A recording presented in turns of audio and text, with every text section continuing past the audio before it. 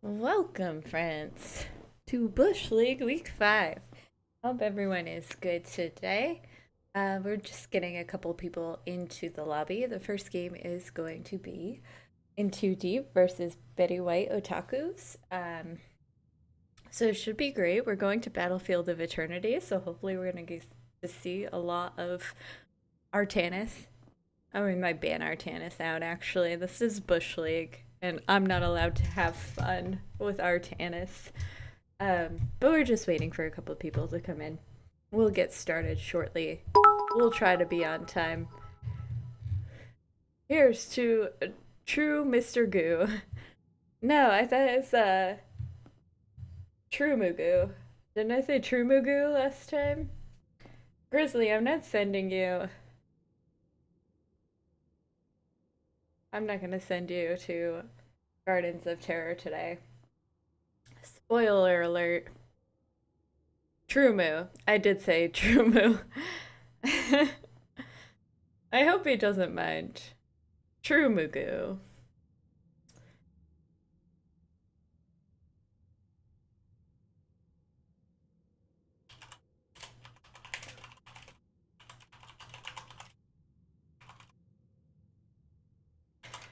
Okay, looks like we have everyone in here.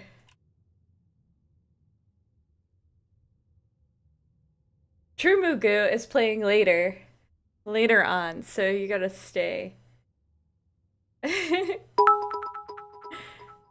Wait, let's see some big dick plays. They're not playing yet either. Unless you want them to play against you with the big dick plays. They're not. This is In Too Deep. Well, I mean, maybe. Depending on how you look at it, maybe. Maybe they're in it. In Too Deep. If that's the case, congratulations. It can work.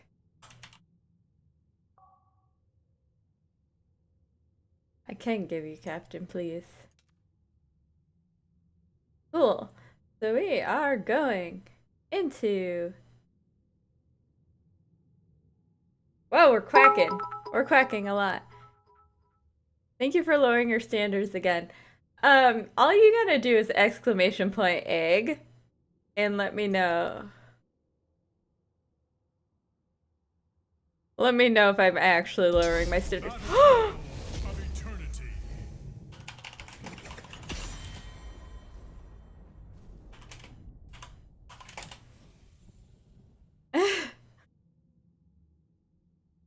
Okay, but we're in the draft. Okay, we're in the draft. We did it wrong. They asked for a new captain, and you know what? I just fucked it up. But here we are. We're swearing. We're making a problem. I hope they ban Cho and Gall. That would be really good here.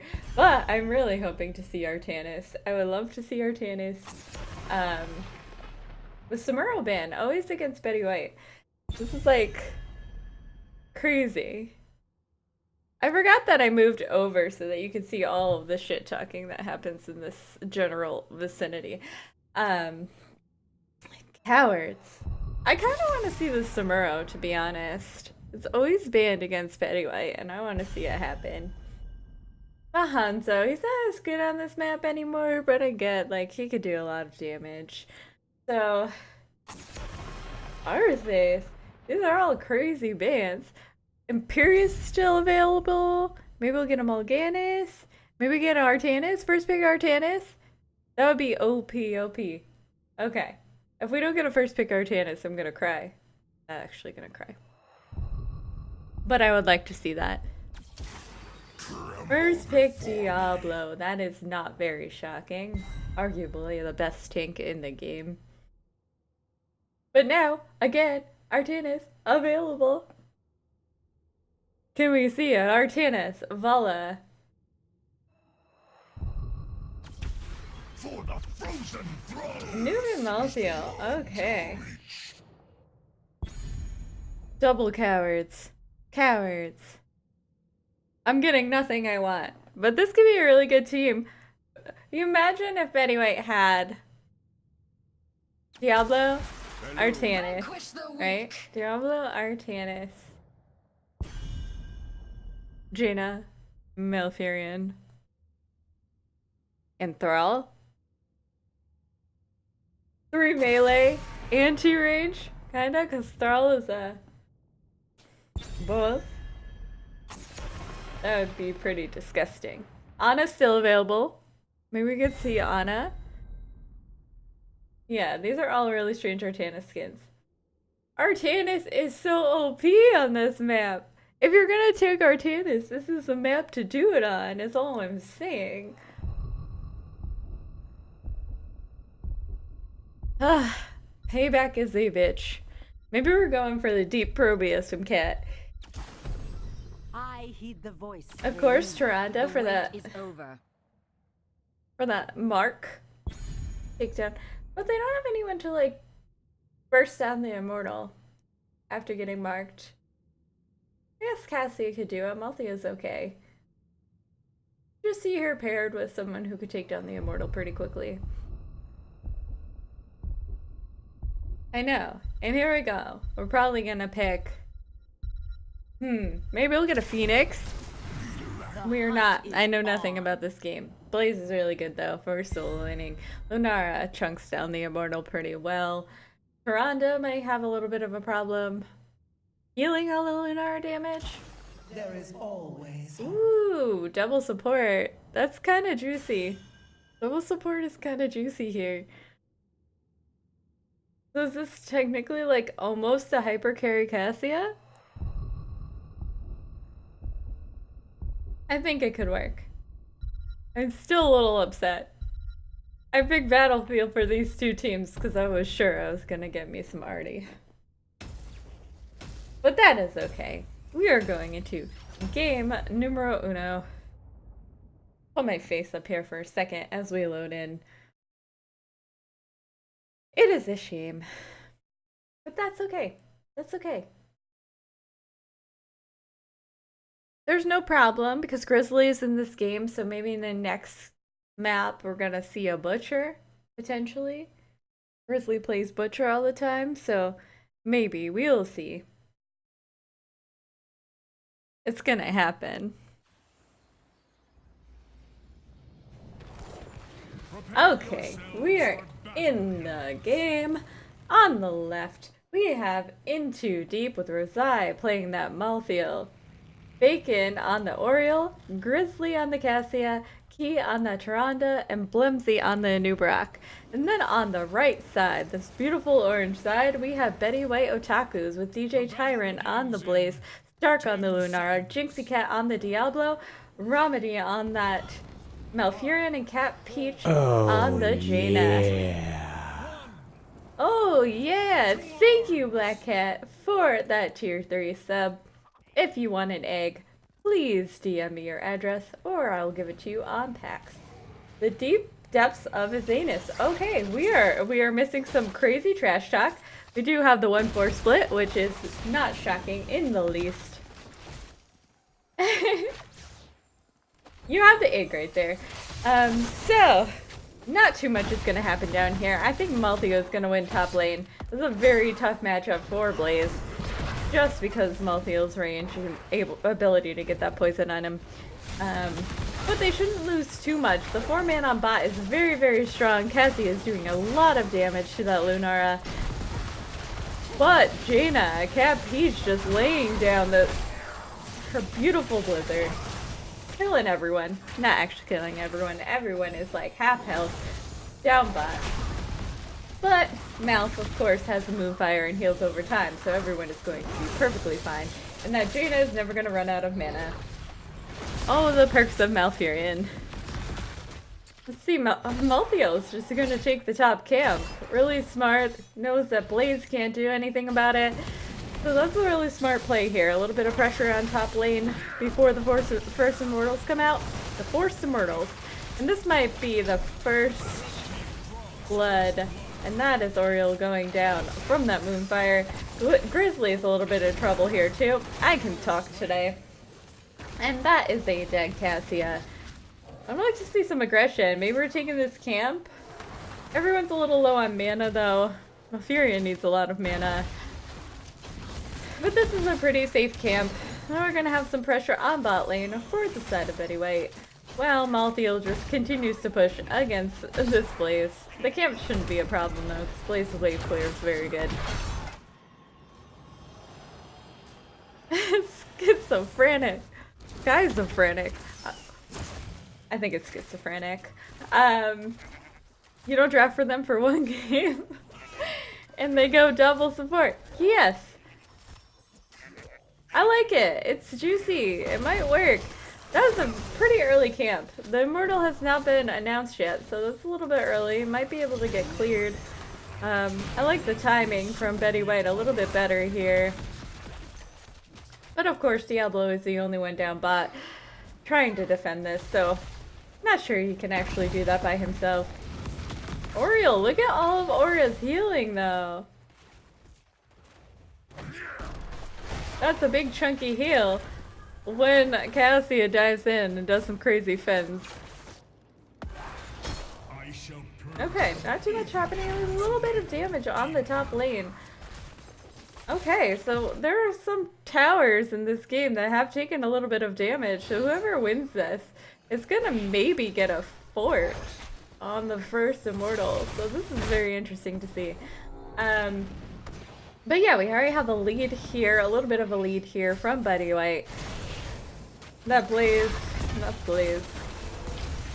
I mean, in too deep. I can't think. Malthael was doing a little bit of the damage onto that Immortal, but he did back up to go clear the camp up top. Bot camp, as I said, was cleared pretty easily before the Immortal.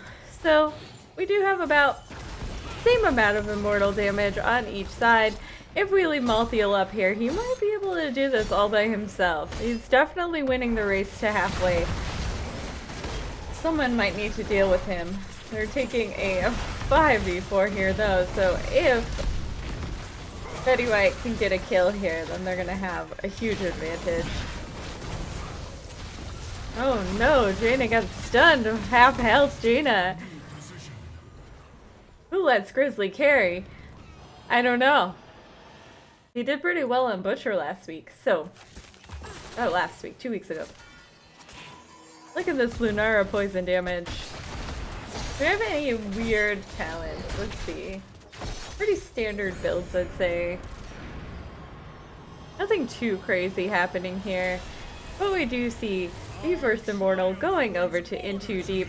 It is going to be pushing top lane into that Blaze. So I'm curious of what they're gonna do. I think it's just gonna be... They're sending Jaina bot. Okay. So Jaina's gonna go against the Malthael just because Blaze has been having a little bit of a difficult time. And Lunara is plenty to defend against this. It has no shield, so this is gonna be a wall. It's not gonna be a fort. Unless, of course, In Too Deep gets a couple of kills.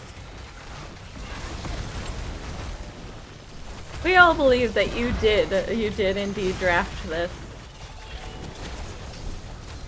And it might work, who knows? But here we go. This actually, because there is a kill on that Blaze, we're gonna see the fort fall. Mouth's a little bit in trouble here. Yeah. Thank you for gifting a sub to Toucher. I'm sure he's here watching. I was really excited to watch this game. And I like how the oh yeah happened while someone died. It was just very BM. Oh, okay, Bacon here, full heals again. Everyone is full health. Oh, he's here. Oh, Toucher, hi, how are you? Welcome. Welcome to Bush League. Timing, I has it. That's exciting. Enjoy your potato. Okay, Jaina and Lunara picking up this camp. What a duo. This camp's gonna be dead in about 1 second. Malthael's gotta be careful if he tries to go into this. That's a lot of burst damage. Lurking hard. I mean, I met you at BlizzCon and you're a very, very nice fella. So enjoy your potato. We got a pretty strong push up top with some catapults and a camp. Siege camp. Blaze is the only one up here to defend this, but we do have Jaina and Malfurion coming back up because this is going to be a hard push. If they get this deep wall, they're opening up a little bit of a win condition.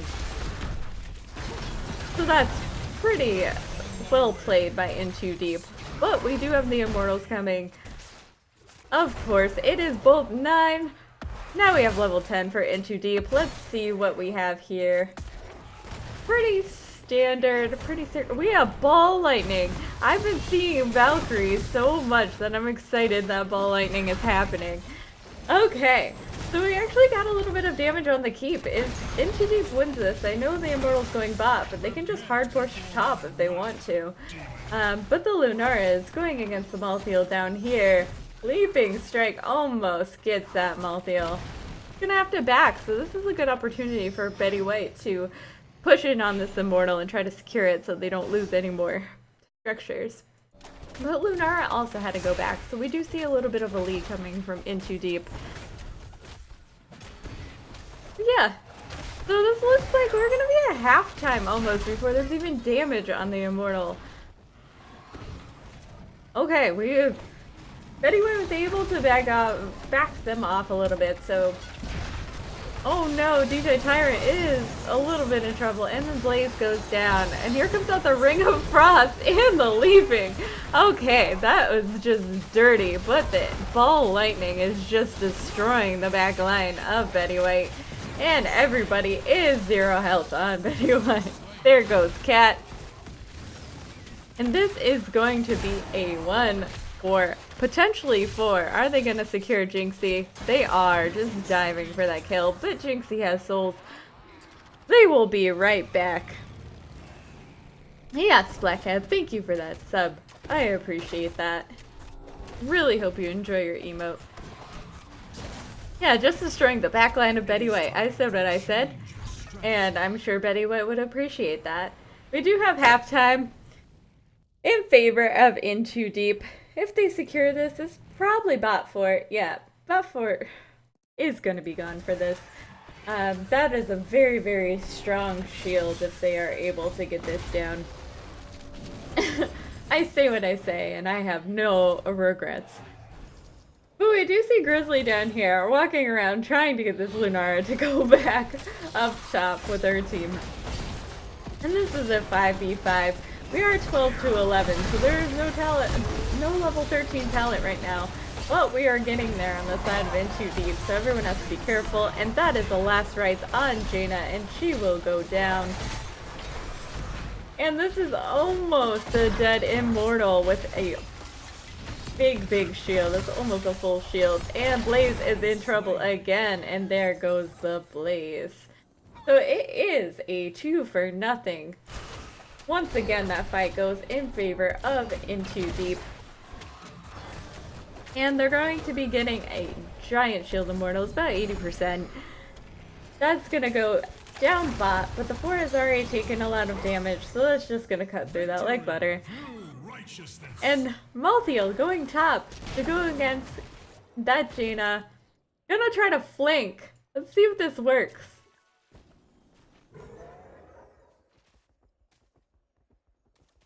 Does Cat see it? Here we go. This is gonna be a crazy fight. Last rites is up, so that's going to be a dead Jaina. So this fort is going down, as I said. This is a very, very healthy Immortal. It's got more than half shields left, so this is at least a wall, if not a keep. If another kill is secured, this is probably definitely going to be a keep. 13-minute game? Wow, those are some fighting words. It could be a 13-minute game if some kills happen right now. But the death timers are still kind of short right now, so it's definitely not something that's guaranteed. But it looks like this is going to be the first keep of the game. See if they can beat Malthael on Yeah, okay, so this might be 2 keeps actually. Good evening, player. And are they going for core? I think they're getting very aggressive here. That's a beautiful Crystal Aegis. Saves Grizzly. We do have the Leaping Strike and Ball Lightning coming out, doing a lot of damage. Ring comes out, but unfortunately, Betty White is not going to be able to get anything out of that. There is a kill on that Cassia, but Core's at 65% and falling. Are we gonna be able to do this? We do have 2 healers, but it's only really Malthiel doing the core damage, so it's going down very slowly, but here is a dead Blaze. So, 40%. We might see the first game going into Is Too Deep. And, or not. We'll see. Yes. The first game is going to In Too Deep. We will show your mom. Wow. We will not show your mom. Click the core! That was the slowest core I've ever seen. So congratulations on that. Here's the recap. Everyone can see. Cassia did a lot of damage. There's a little bit of difference in the kills. There's 11 to 4 kills. But yeah, we are just gonna set up the next game. Gonna be easy. We're gonna go to, where are we going? I'm gonna be very, very mean here and go to Gardania. But every time I've casted this, one whole time, I've sent In Too Deep to Garden of Terror. So I feel bad that I keep sending them there, but it might secure me a Butcher game. And I do love me some Butcher.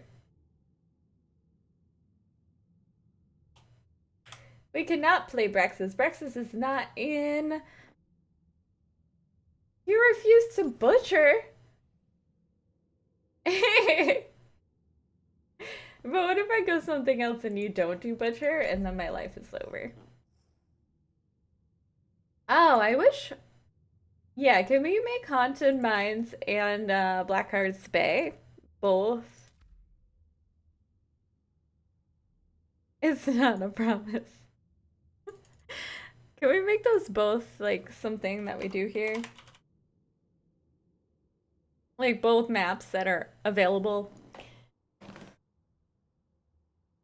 Haunted Mines, Hanamura. I think the map pool should be Garden of Terror, Haunted Mines, Hanamura.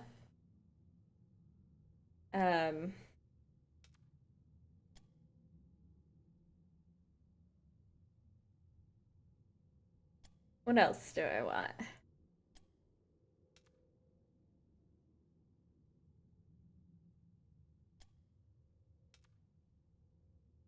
I don't know what else I want. I can't think.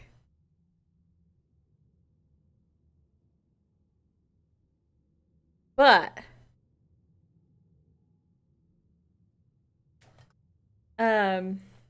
you voted for Blackhearts? Like to be part of it? Like completely part of it? Or I'm sorry, I'm just making sure that I have the right teams.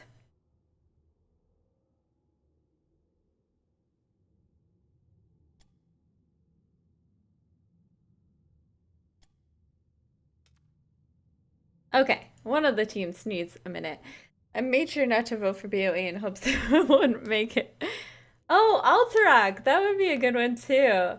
I know that is available though, so maybe, just maybe, we'll go there at some point. Maybe. Wouldn't that be great? Let's see. Anything but BOE? You just did so well on BOE though. Any questions? Do we have any questions? While we're waiting.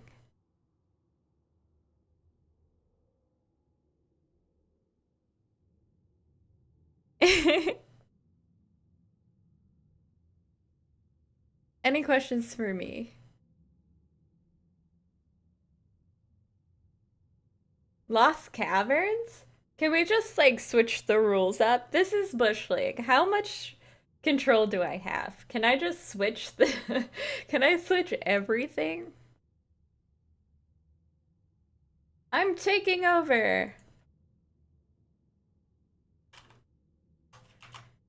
And we're gonna go into game 2. We're going to Dragonshire.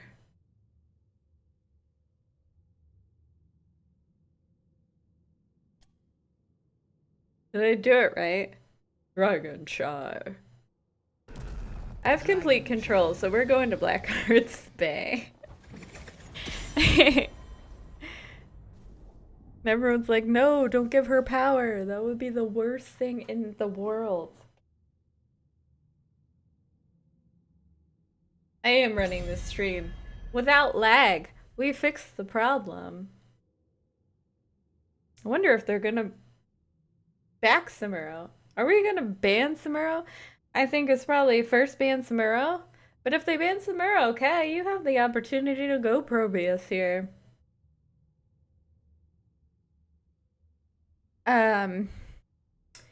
But yeah, Dragonshire. So what do I want to see on Dragonshire? Not Artanis, because no one will ever play Artanis for me.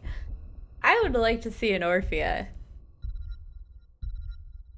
I would really like to see an Orphea.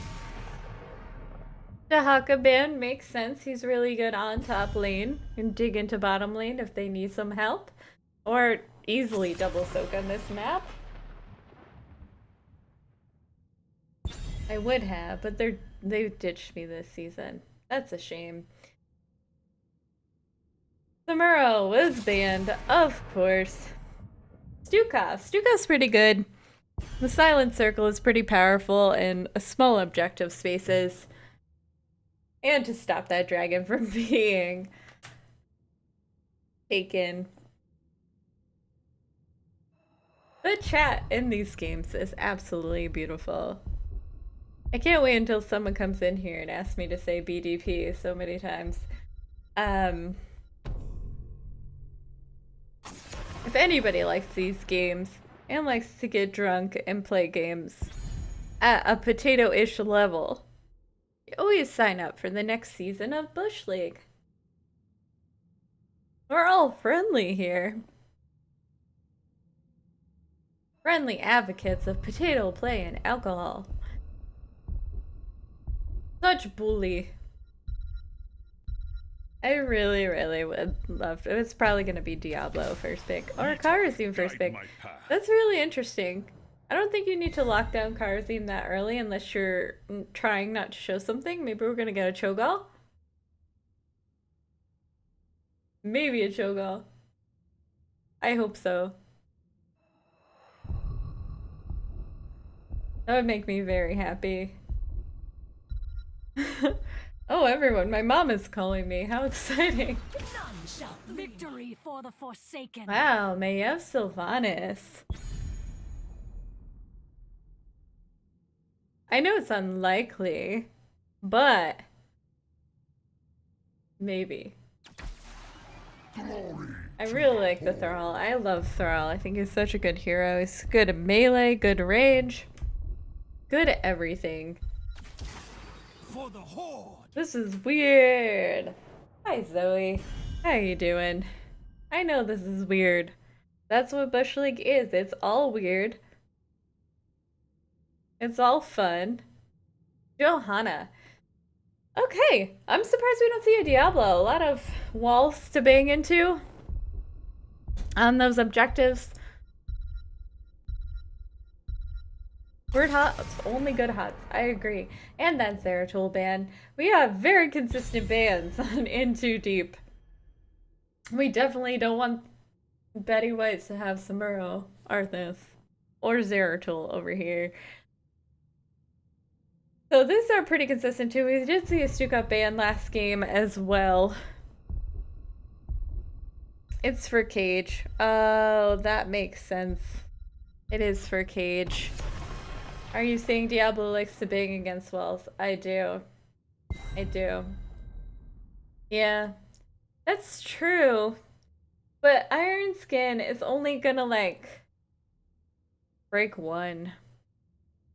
When you can just, like, have a party in the middle. Why not just enter the battle cage, suck them all in, seven-sided them with the earthquake on top of it? You can just take cage and reverse it into something that you want, you know? Ready to roll out. Hammer.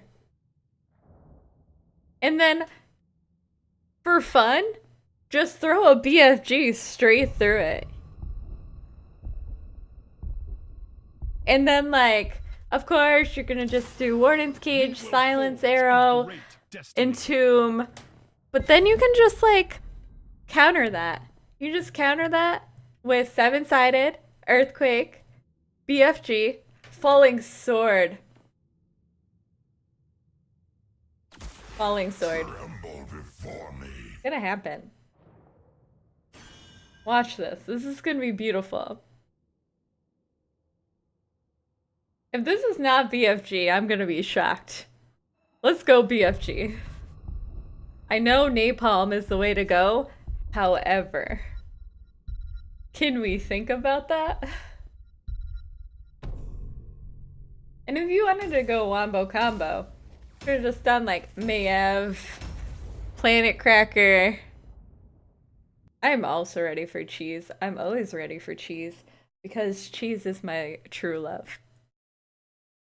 It's everything I've always wanted in a food. And a life partner.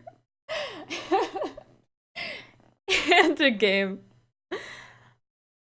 Now I'm hungry. Heroes, prepare for Now that I've confused the masses, we are in game, ready to party. On the side of In Too Deep, we have Rose on that Leoric, Vacant on the Sylvanas, Blimsy on that Diablo, Grizzly on that, what is that skin? I've never seen this skin before. That's really cool Mayev skin. And Key on that Lucio. And on the side, I hope it's bot. On the side of Betty White Otakus, we have Cat Peach on the Varian, DJ Tyrant on that Thrall, Jinxie Cat on the Johanna, Stark on the Hammer, and Remedy on that Carzim. So we already have a split. We already have a split of Thrall and Hammer. That might get them a very early XP advantage.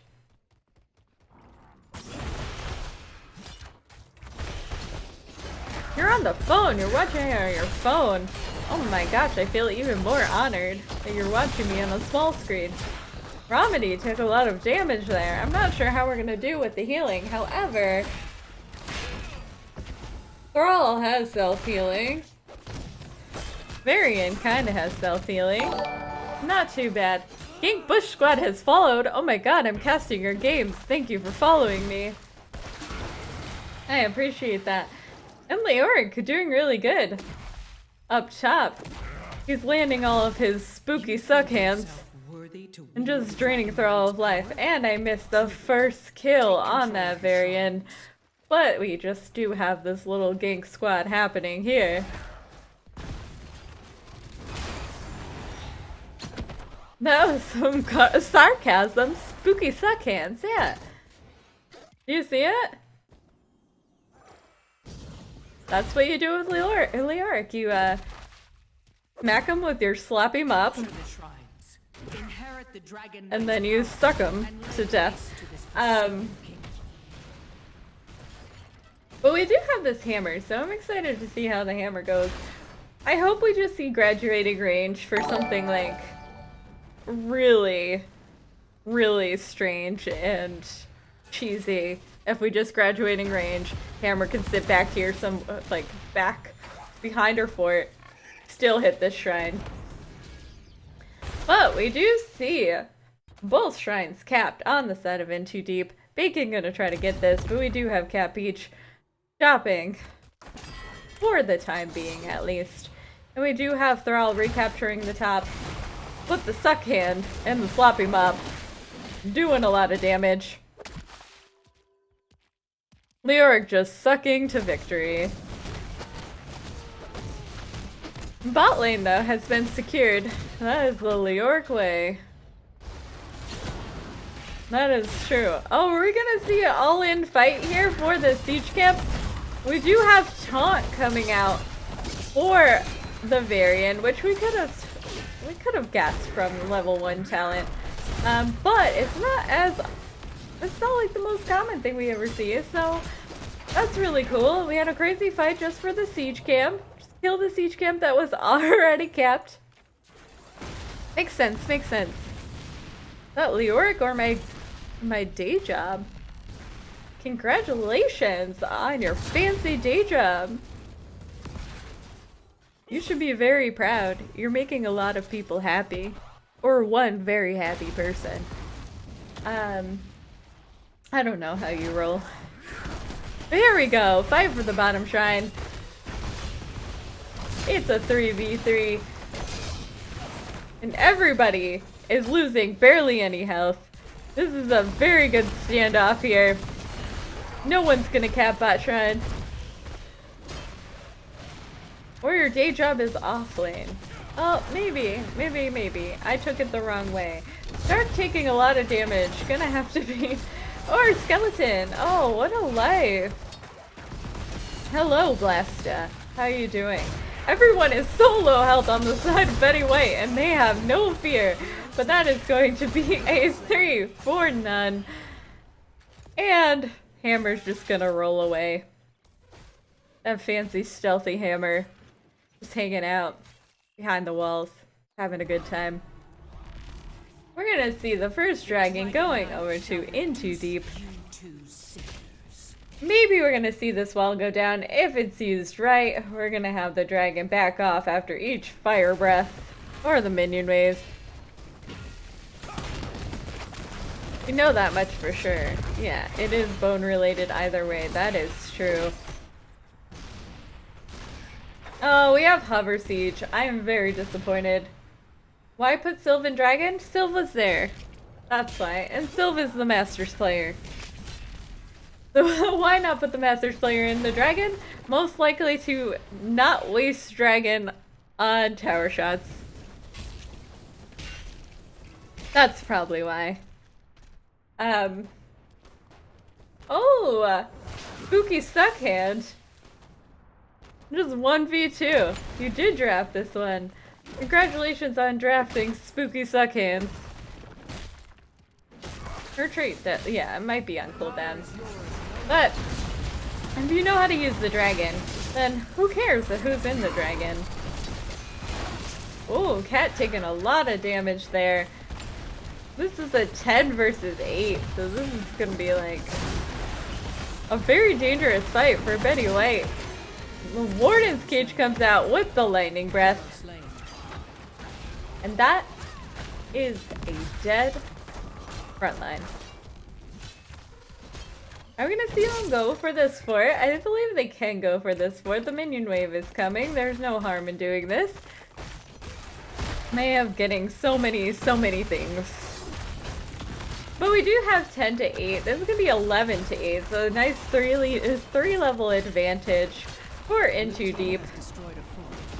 Well, once we see 10s, I'm telling you, we're gonna have BFG, we're gonna have 7-sided strike, we're gonna have falling sword, and we're gonna have earthquake. So these warden cages are gonna be just battle circles from here on out. I don't like how they're trying to poke for this camp. Hammer can easily kill these siege giants. There is no reason to try to fight for them. Or poke. Just safely get 10s. Varian's in trouble here. But yeah, pulling him back.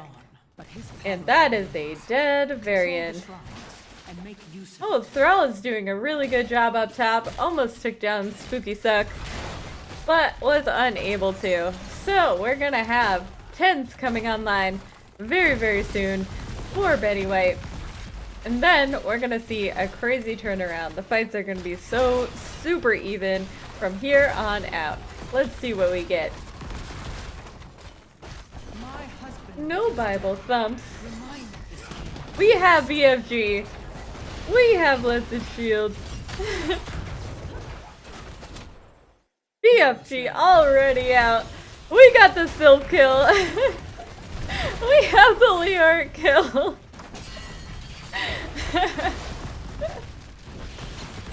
Oh, that's great. I'm so glad BFG happened. Stark's in trouble. Stark's gonna go down. That was a very good fight for Betty White. Is a 2 for 2. That is always beneficial when you are so many levels down. Spooky Suckhand doing the thing. Leoric slaps him with his sloppy mop. Yeah, Thrall's still top. But, like, he's getting beaten with the sloppy wet stick. And we do have Bot Shrine captured by In Too Deep right now. Thrall is trying to capture the top shrine, but now we're seeing a 13-11 advantage. So we are once again on different talent tiers. Might be a little bit difficult. We do get the bottom bruiser camps picked up on the side of In Too Deep. Create a little bit of pressure bot where there's no fort, so they are going to have to. BFG respect donation. BFG respect donation. Oh my god, I did not know I had the voice on. That is creepy. Hero slain. Oh, I missed the Thrall kill. Sloppy stick boy up here. Doing a lot of damage. And we do see In Too Deep pushing down. Mind control is OP. And we're gonna see this wall go down. And Stark is also going to go down. That poison from Sails is very damaging sometimes. Very rarely, but sometimes. And this is gonna be the first keep of the game. And this might be a dead Johanna and Karzim. And that is a 3-0. But that Thrall is gonna cap. Top Shrine, maybe not in time. Leoric is able to cap the Dragon Knight, and we might see game here. In Too Deep already on the core. Cat Peach doing her best to try to stop this from happening, but we are in a 10-minute game. Oh, it looks like we're waiting for the Dragon Knight to appear. But everyone is so low health. Beacon goes down. Grizzly is about to go down. That is BFG value. Jinxie goes down though, so that is a 2 for a 3, and it looks like this will be game 2. 11-minute game. That was a very short game. That will be a 2-0 for In Too Deep. Give the caster some time to relax. I don't need time to relax. I'm answering questions. Maybe we're starting early. Who knows? If anyone wants to see the stats here, here they are. This was not a best of 3. This is a best of 2. Best of 2, so In Too Deep is able to secure both of those games. Very well played by both teams.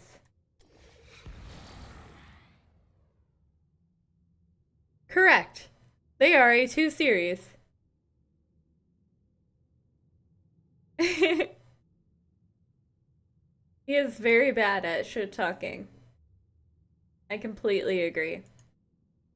Good call, good call. Next at 7 o'clock, we're gonna have Alpha Male Protocol versus True Neckbeards. Yeah, with the domination and the 2-0. And then later on at 8 p.m. o'clock.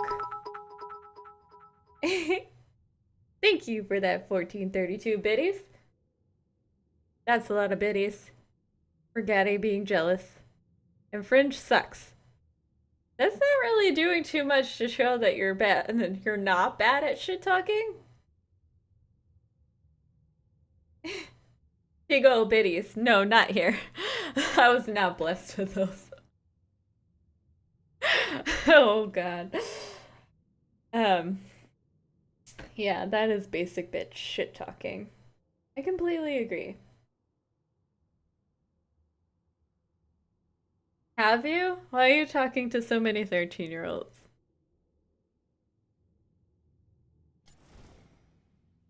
Tetcher is here. Be on your best behavior, everyone. Shield him from your nonsense.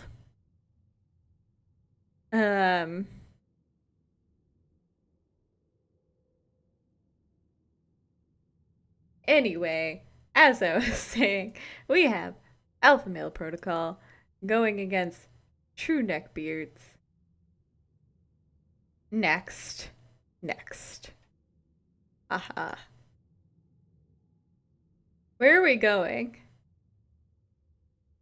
Where do we want to go?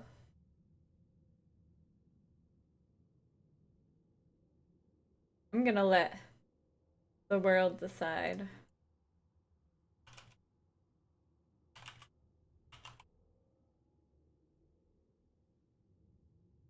Actually, I'm pretty sure we're gonna go to, like, Doom.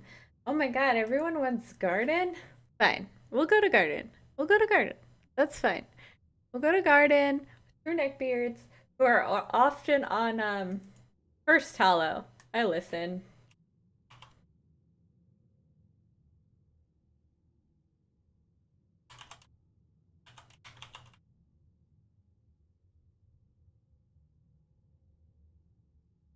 Okay, we'll go to Garden.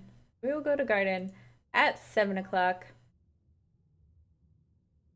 Fringe's team is ready to play. So,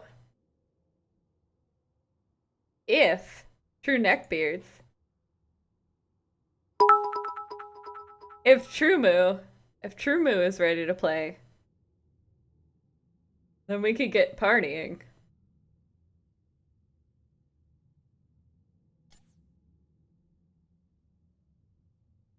Trumu. You played with Fringe? Was it on purpose? Or did you not want to play with him and he just invaded your game?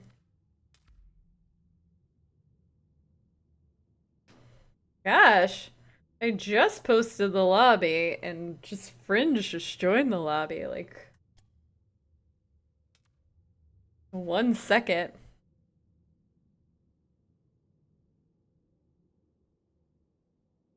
Was it on purpose? Yeah, I like just got Garden of Terror.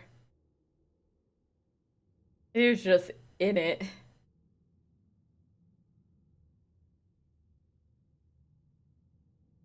He's like, I'm ready to go. Can you just like...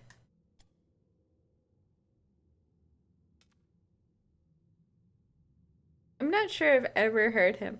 Oh my gosh, everyone is falling out of this game.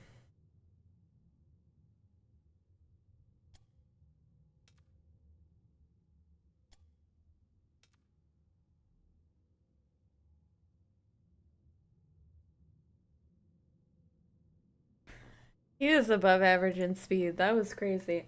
I've never seen so many people are dropping out of this lobby. I'm concerned. I don't think everyone is as ready as they say they are.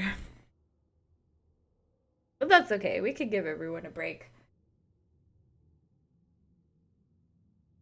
This is gonna be the fastest Bush League ever. Define Bush League. The down and dirty, cheesy, nonsensical shenanigans of mid to lower tier players who drink a lot. Hi Kay, how you doing?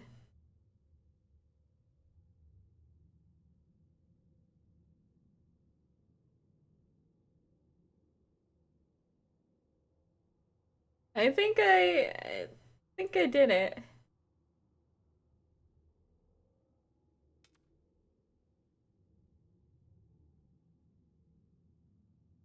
Everyone is leaving. I said mid to low tier. Mid to low tier. Look at my flap. Yeah. Wow, you really like closing time.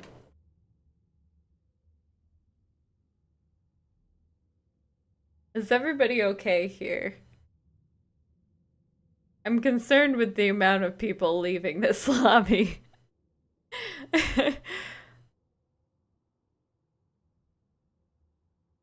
I'm very concerned.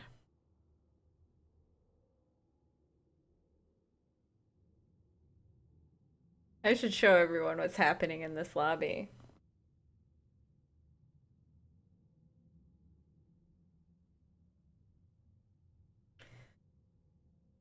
Okay, so it actually looks like we might be okay.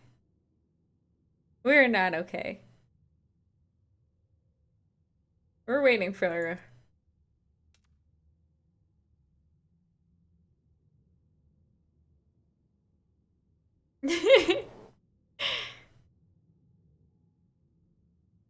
Everyone leaving the lobby. Because it is now 7 o'clock.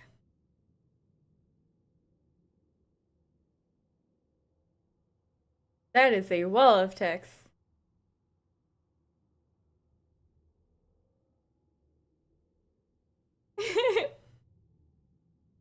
Okay, any questions?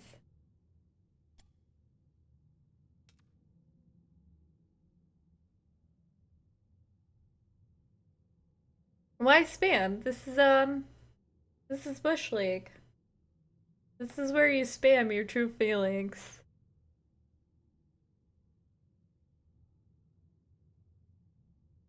Just a god.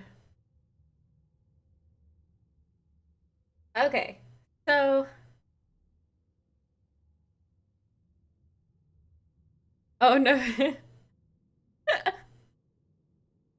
Oh, thank you, Kay.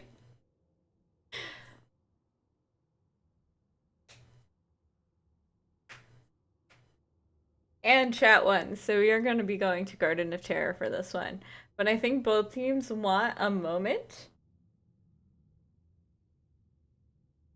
Spamming true feelings seems dangerous.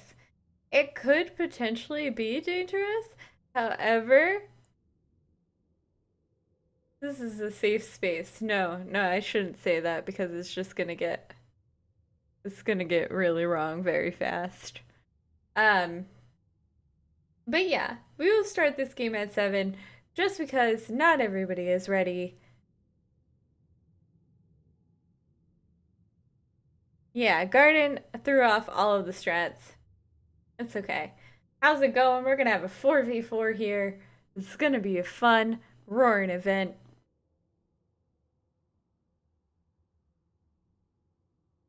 That's true. They were not prepared. None of them were prepared. And they want to wait. I think they want to wait until 7. We're still waiting on a couple of people. I'm not gonna say it's not the captains.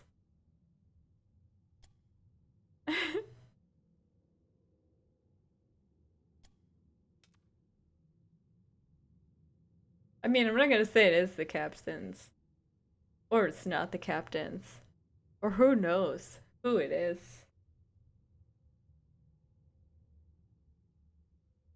Couldn't possibly. No way. And I'm not gonna say that someone lied to me and said they were ready to go. I don't care either way. Exactly. Exactly. But that's okay. Because we're gonna be fine. Everything is fine. Is everybody having a good night? Is everybody okay? Is everyone doing well? We're gonna have some PogChamp plays. Hi Frosty, how are you doing today? Welcome. Are you ready for some PogChamp plays? Okay, it is 6:55. So both teams are going to be in the lobby momentarily, ready to party. Broccoli sprouts must be eaten. Both teams are eating healthily so that they can be the best they can be.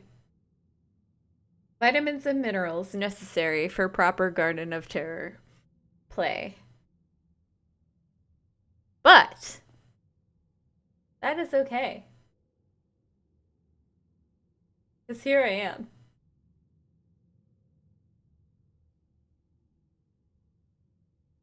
You ready for some slower play? No. Yeah. Redeem doggy cameo.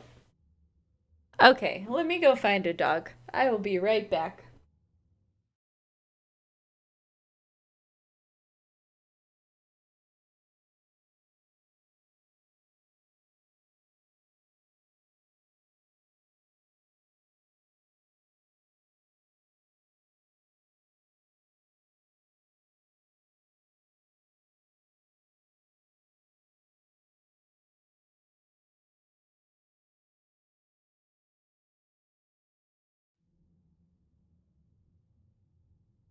And here is Loki, the only dog that came to me.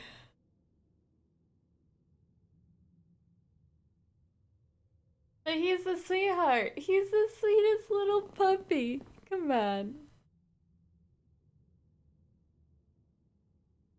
Hi, Crop. How you doing? This is my sweet little Doge. When is he not tired? Why is Chew playing this game? Ah!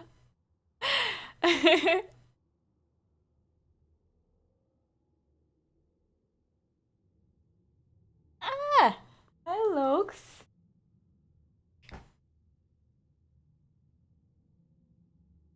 Better now that there's dogs on stream. Oh, yeah. Thank you for that resub. I just realized my sub alert is very Bush Squad. I mean, I could get ow. I could get the other one too. Loki is just my head's going above my border. Yeah, that's one of my little puppers. I'm not sure where the other pupper is right now. If I can find the fluffy one, I'll get him before the end of the stream. Randomly he'll be here anyway, so if the little fluffer shows up underneath me. I say little, but I'm very, very small. So he's much larger than my body. But I will show both puppers if that one appears out of wherever he is. Yeah, that one. Dog Champ. He's so cute. Both of them are pretty cute. Loki's very lazy and old, so he likes to be on stream more. But yeah, we are only waiting on one person. It is 6:59. We will be starting at 7 o'clock with Chew. Chew? Anyone remembers Chew 8? Is it a captain? Yes, we might be getting a sub. So we're just figuring out if there is going to be a sub. I can always take this time and go get that giant fluffy dog.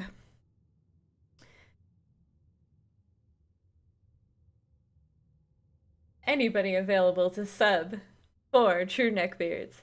Does anyone in chat have a neckbeard? And can you sub with your neckbeard?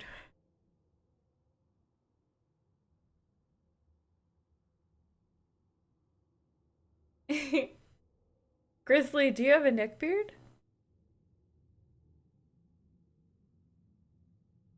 Someone needs to verify that.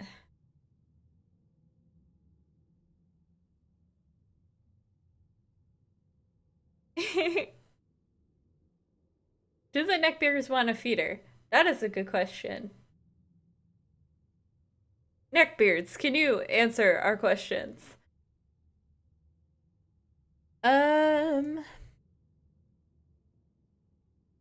Let's see. Good afternoon, Muppet Kicker. How you doing tonight? This afternoon. All these times.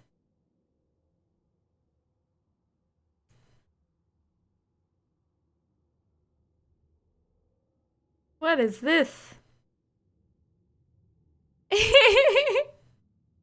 You just cleaned up though. You no longer have a neckbeard. I'm doing okay. We're having a good time.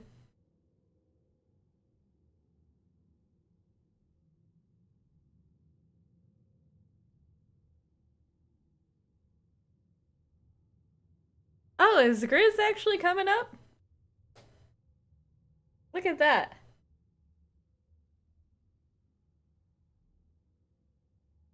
Get the fuck in there.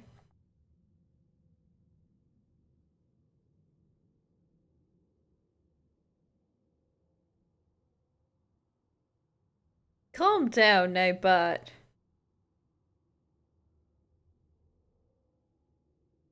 It looks like we're not gonna have Fringe or Truemu in this game. Truemu is Grizzly, and Fringe is Chew 8. What a game. What a game.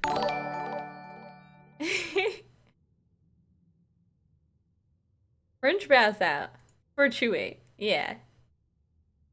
Adam 92. Thank you for that follow.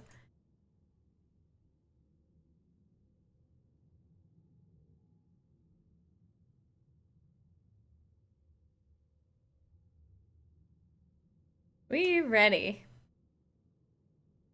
Everyone else ready? Are we good to go?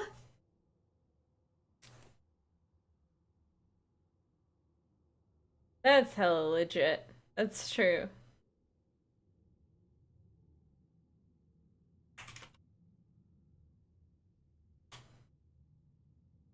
And we are going to Garden of Terror. Garden What? of Terror. A map. Oh my god, I've messed up Alpha Male Protocol's name. Let's just move it over. It's not dying inside of that little box. Okay, so what am I expecting to see here? May have been. How surprising. Team voice. They actually want to speak to each other. Yeah, yeah, okay, so I can't be blamed for that because Grizzly volunteered. So this one's on him. That wasn't me. I am just alienating myself from that decision. And the Ana ban. Ana OP. I get it. I would like to see a Thrall again. Asmodin, not surprised. I would love to see some Orphea play in any of these games. I have not seen Orphea played in any of my Bush League games. And I miss her. I think she could be super impactful. But maybe we'll see more wave clear in this. First pick Gazlowe from Chew. That makes a lot of sense, actually. I was thinking it might be Nova, but Gazlowe makes more sense. Lots of camps on this map. First pick is bold. Very bold. The swarm endures. We got a Zagara.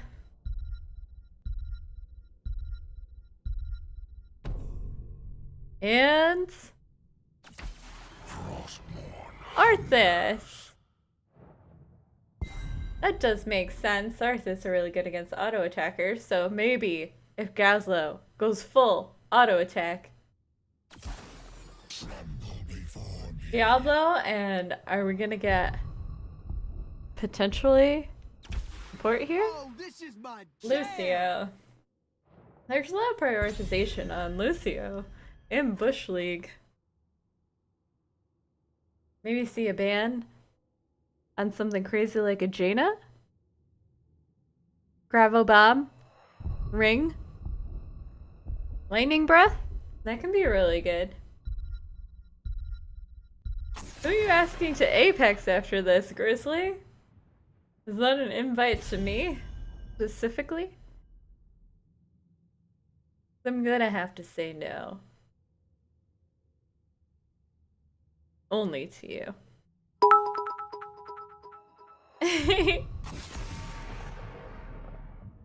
Kael'thas and Orphea ban. No. Mages. Rip mages.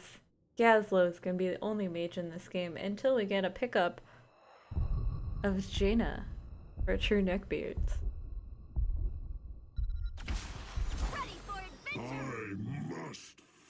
Oh, that disgusting hero Mal'Ganis. I thought he no longer existed. I'm actually really surprised about Jaina. Really good at clearing camps, really good clearing waves, really good in team fights. Cat, get your tongue, you dirty hoe? Vanquish the weak. I'm not dirty, I'm actually very clean. Thank you for asking.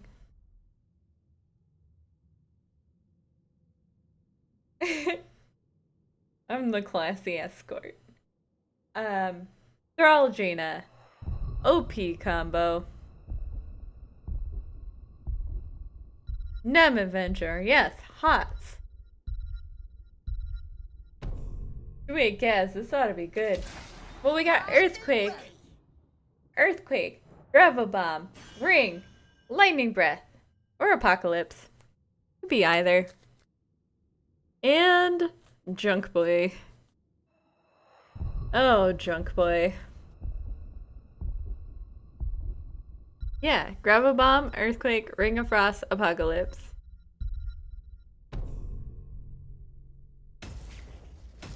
Or Lightning Breath, yeah. It could work with either, honestly.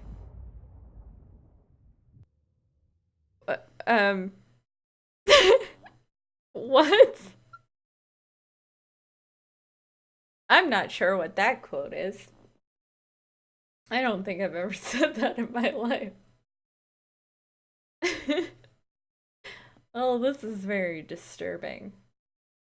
Now I'm uncomfortable. I don't know what that's from. Actually.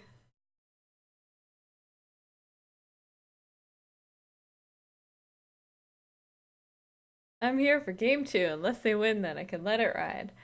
Okay. Goodies. You know exactly what goodies means. And next game, you can bribe me to tell you what BDP is.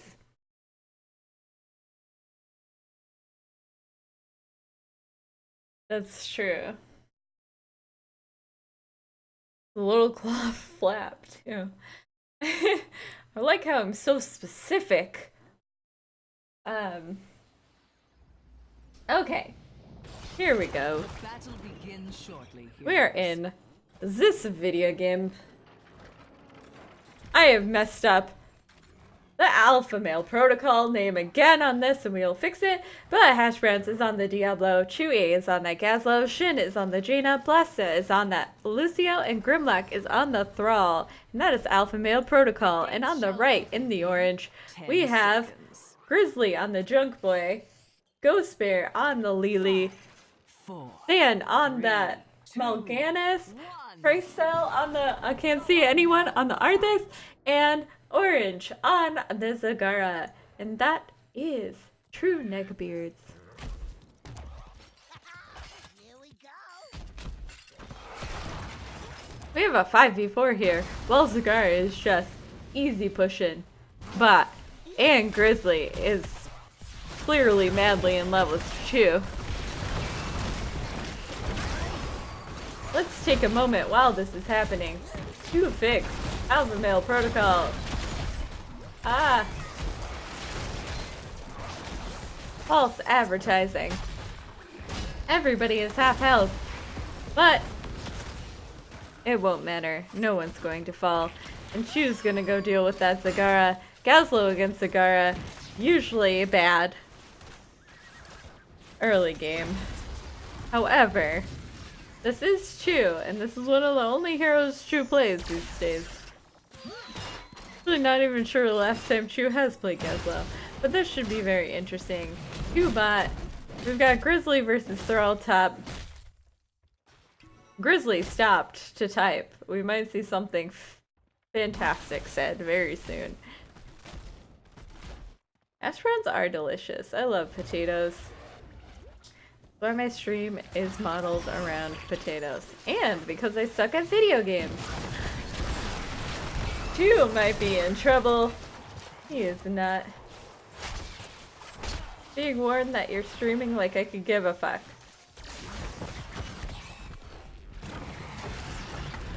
Oh, that Chu's streaming? Eh. He already knows you're in love with him. It's okay. And Lily and Jaina. What a battle. Ah, hero. He might have. Seeds of my vengeance to sprout. Which of you will gather the Look at this even fight up top between Grizzly and Thrall. I think Grizzly's just trying to bait the Thrall onto this beautiful little mine here. To give him a little boops over the walls there. And first objective spawning. This Zagara is doing a really good job getting down that tower. Grizzly's not even playing the game. He's just shit talking Chu right now. No, there's no such luck with the boopsies. It might happen at some other time, maybe during an objective. Of course, Mal'Ganis jumping in, sleeping everybody, not getting punished ever because Mal'Ganis has 3 billion health. But that Thrall is doing a lot of damage onto the no mana Arthas. And the first objective will go over to Alpha Male Protocol. We do see good rotations happening on the side of Alpha Male Protocol. Grizzly's a little bit in trouble here. But no, he has the mine. But if we could get a Wolfie, and the Wolfie misses.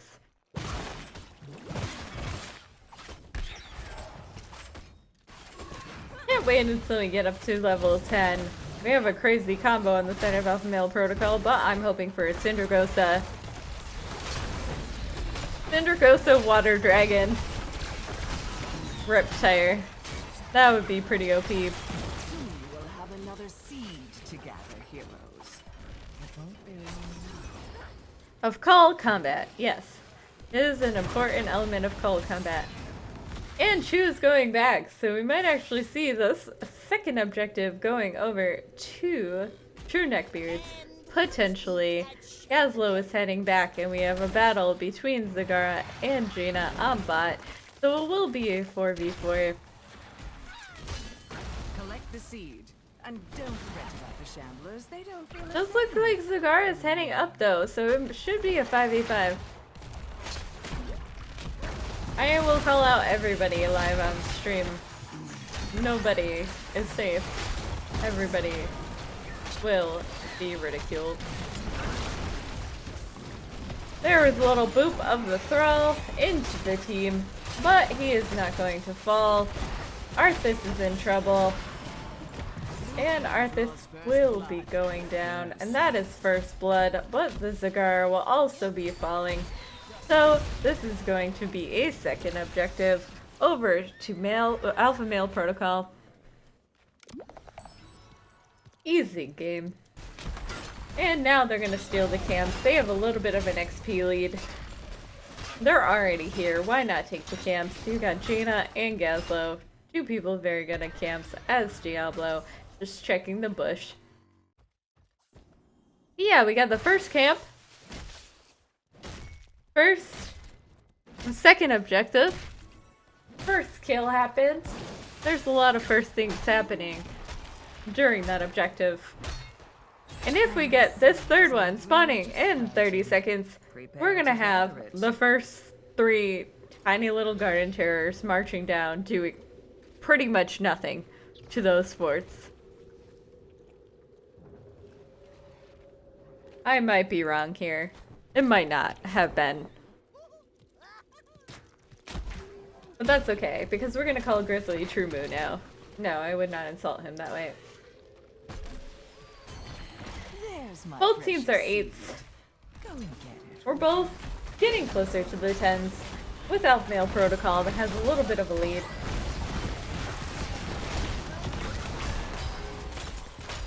And it looks like True Neckbeard getting super aggro, almost took out that Thrall. Grimlock is very low health, but also Mal'Ganis. And Mal'Ganis will fall, and Arthas is a little bit in trouble here. He might also fall. He does, and Ghost Bear is also going to fall. So that is a 0 for 3 on the side of Alpha Male Protocol, and they will get the first objective. So they're having these little garden terrors march down each of the lanes. Not gonna do too much damage. They're pretty easy to defend against, especially if you have wave clear. Oh my god, and the Spore Queen just went crazy. Look at all of those words on my screen now.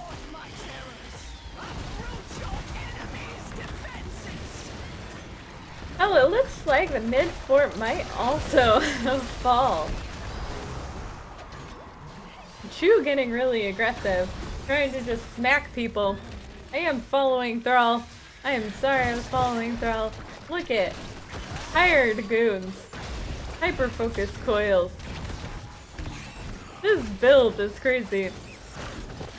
From Chu, but as I said, not too much happened with these garden terrors. It did happen to get bot fort because the team was pushing. The rest of the garden terrors died without doing much damage to anything. But we do have a little bit now of a structural advantage on the side of Alpha Male Protocol. And that might be a dead Arthas.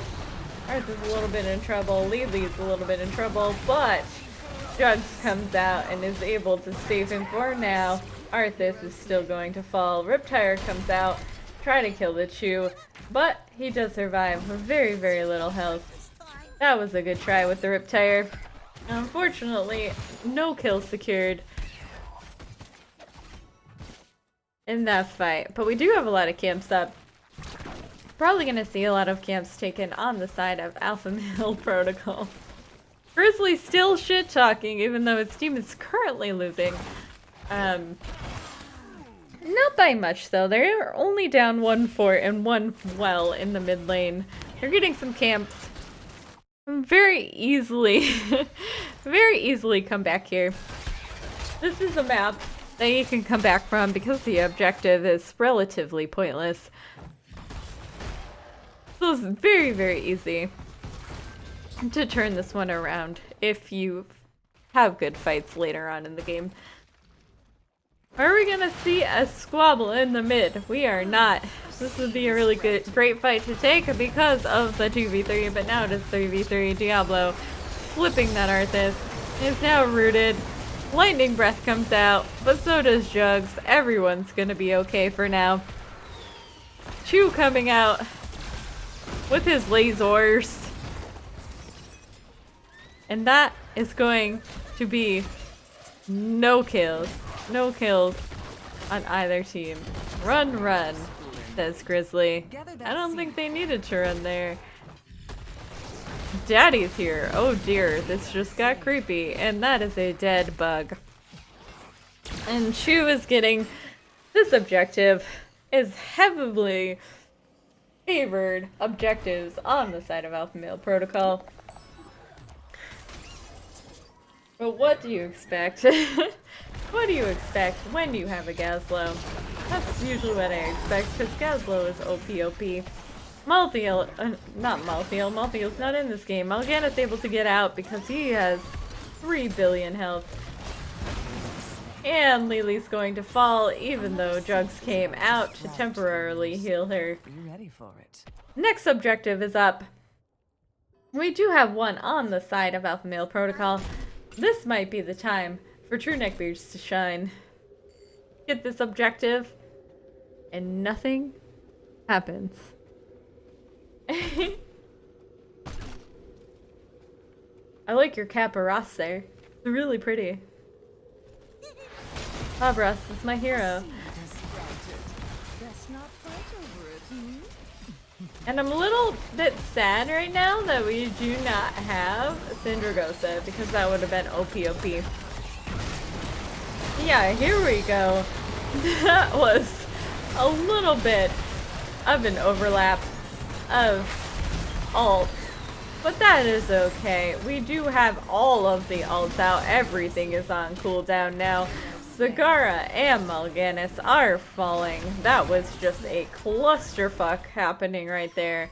And it is going to be 2-0 in objective captures on the side of Alpha Male Protocol, who's really playing this rather flawlessly. If we look real quick, just check the stats. There have been no deaths on the side of Alpha Male Protocol yet. Whereas they have gotten 11 kills. So this is very one-sided in terms of team fights. Anything can still happen. We are still only 1 fort down. Nothing has been decided yet. Camps are being picked up by both sides. And the seed spawning in 1 second. We have a 16-13 though. So this is going to be a really, really tough fight for True Neckbeards down that talent tier. They're going to have to be very careful, but all alts are back up, so we might, on the side of True Neckbeards at least, we might see most alts coming out. Ring of Frost, Riptire coming out. This is insane. So Arthas is already down, but Blast is very low health. If they're able to secure a kill on that Thrall or that Lucio, then they're going to gain much more XP than Alpha Male Protocol gets for a kill. But they are unable to secure it for now. Still possible. We are 16-14. They are catching up. Ghost Bear's a little bit in trouble, and that Lily is going to go down. And here comes the Garden Terrors.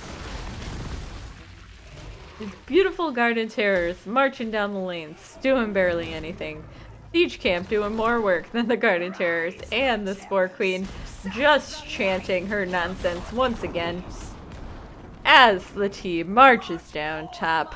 This might be a keep. If Alpha Male Protocol can secure a kill, this will be a keep. Just because that is a camp and a Garden Terror, so they do have a little bit of backup with that camp. Chu is pushing mid. Diablo just charging in, trying to get that Zagara kill, and does secure it with the lightning breath and the little boop. And this should be a keep. Chu pushing in mid with a camp as well, but this should be a dead Chu. Okay, it will be Chu dead. He is the first one dead on the side of Alpha Male Protocol. And here comes Riptire. Well, Ring of Frost comes out and locks down that Mal'Ganis for a little bit, and Mal'Ganis is going to fall. And here, Lily, poppin' Jugs, healing up her team. Don't think they can get core here without a kill, because 16s are about to come online for True Neckbeards. It's about to be even level fight, even talent fight. And this is the time that True Neckbeards wants to engage in a fight if they can. Easiest time to take a fight. He did, but the core is going down. If we have Ghost Bear go down, we might see first game going over to the side of Alpha Male Protocol. We'll see if they stay here or they back up. Core is at 68%. This can be really really tough to finish up here just because everyone is kind of low health, and Lucio's doing a good job healing them up, but it will be Chorus going down with that lightning breath. First game, we'll go over to Alpha Male Protocol, and we will just show the stats real quick. Oh my god, I just kicked something under my desk, so I'm sorry for that noise. I can see the Thrall did a lot of damage there, and that 2-8 was clearly the problem with that one death there. So it's 18 to 1 in kills. Close game. Very, very close game. Where should we go next? I'm wondering what we should do next. I'm thinking Ultrac? Do we want to do Ultrac?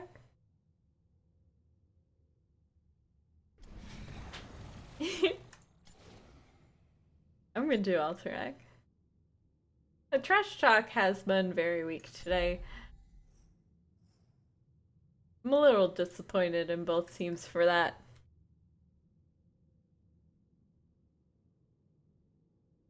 Fringe, you can't come in here and then leave.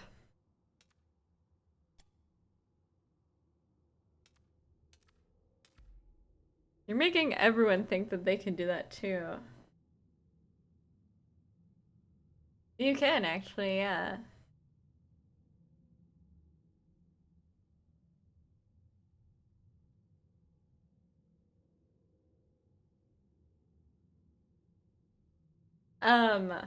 We can't go to that one either.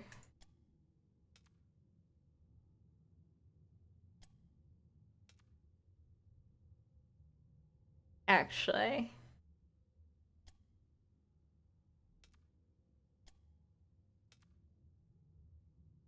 We are going to Alterac Pass for the next game.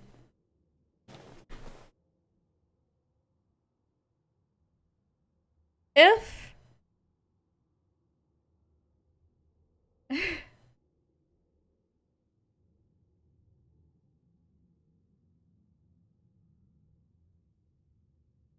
yeah. If everybody wants to get ready.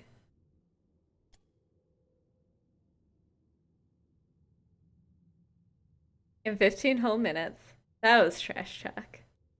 I see this trash talk. Okay. We have True Moo in this game, though. Grizzly is sitting out of this game. True Moo might bring them to victory. Who knows?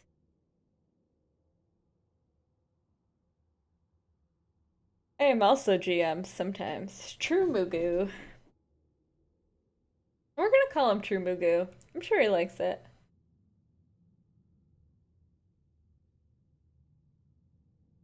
The teams are semi-pre-made. Depends on what you mean by pre-made. There are teams, and all the times that I cast, the teams are full of substitutes. So it's up to your definition of pre-made.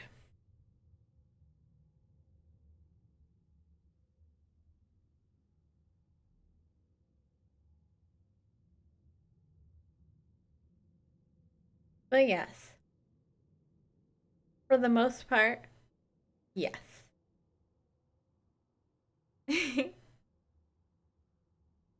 Yes. People do play regularly. That is true.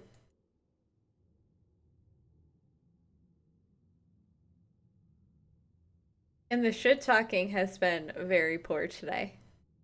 So everyone needs to get their shit together and be better. Hear that, people? Be better.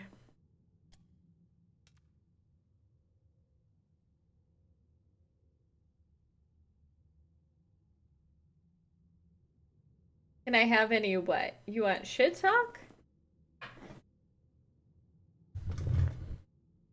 I will never shit talk my stream.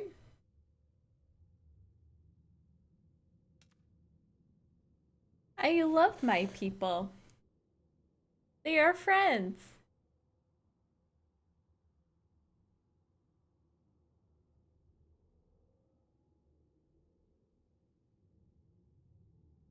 No, all I know is egg. This floppy egg. Sounds a lot like Leorg's mop.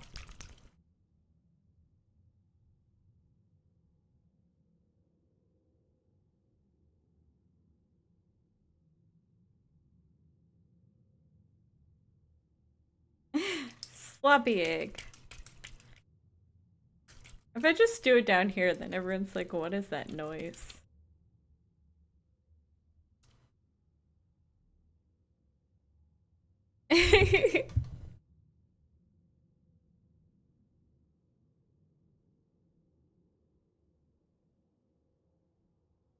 You're in game, but you're not in party, so you can't hear us.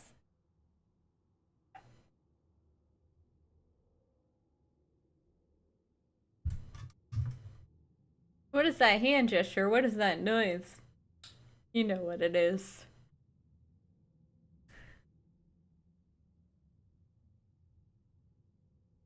Chewy has joined the lobby.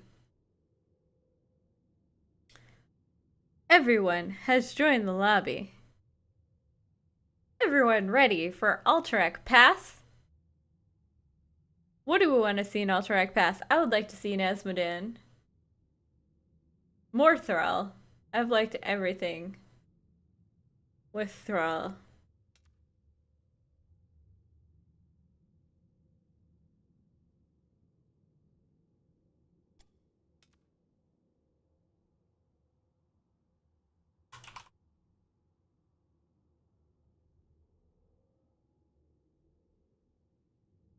True Horde versus Alliance picks. That would be really cool. You hear that, Seams? Horde versus Alliance picks. And we are starting. We are going into Alterac Pass. I'm gonna press my fancy draft button. I second. Sub joke house as orc. Okay, so they have to do that skin. Alright. I can't promise that's gonna happen. Because no one here ever plays Murky, and it's all I've wanted for weeks and weeks and weeks. However, we will not get Nipple Ring Desmodin, which was my dream for this game. Asmodunk and Thrall. Nice Earthquake, Johanna, W, Dunk. That would have been amazing. Banning Hanzo. Banning Cho. I wonder if we'll see a respect goal ban too. My guess is no. But maybe. Murky ban? Rip all of my dreams. This is all that I've wanted in any of the games. Oh my god. What do we do with Abathur first pick? Abathur is very, very good. The crusade calls. I'm ready. Balloon, grant us Johanna Malfurion. Are we gonna get a Jaina then with the roots and the Malfdy? Is Malf gonna feed his seed to Jaina? Oh, the questions we all have. Of course, Diablo Kael'thas. We might see some bomb passing. I'm looking forward to Convection because it's a pointless talent, so I would really like to see that picked up. I don't think there's a way that Jaina is not going to get picked up by True Neckbeards now. Ana ban. Wonder if that's a, like, targeted ban, or they just understand how incredible Ana is. I know how much how incredible Ana is. And I wish I owned her. One day in a loot chest. This better be a Gaul ban. A Mephisto ban. That makes no sense to me. When Gaul is still on the table. And here we go. Gina Probius. Make it so. Or, alternatively, Chen. I would like to see. Yes, we will forge a great destiny. I would actually really like to see Chen on the side of Alpha Male Protocol now. Come on, Chen.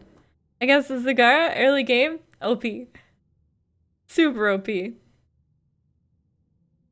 With that variant Zagara, maybe we're gonna see Wind Blades to take those bosses. Ready for adventure! Lily for the blinds so that okay. Lily Thrill. Blinds, so Varian is less likely to take Twin Blades. Potentially. I think he could still go Twin Blades. But maybe we'll go C Smash into the Kael'thas. Taunt is actually fine too. Last pick. It's gotta be Jaina, right? Maybe Li Ming. Phoenix. Kerrigan. Energy. That's juicy. That's really juicy. Eat it. Dem's fighting words, True Moo. True Moo.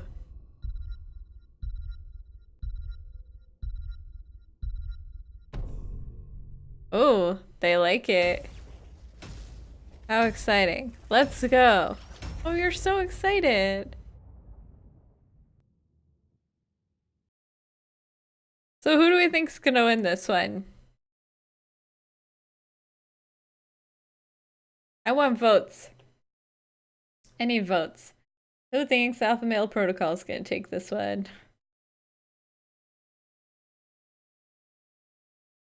Amp. You're only giving Chu power at this point.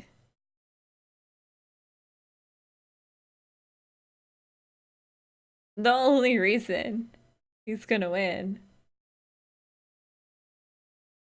is because you're scared of him.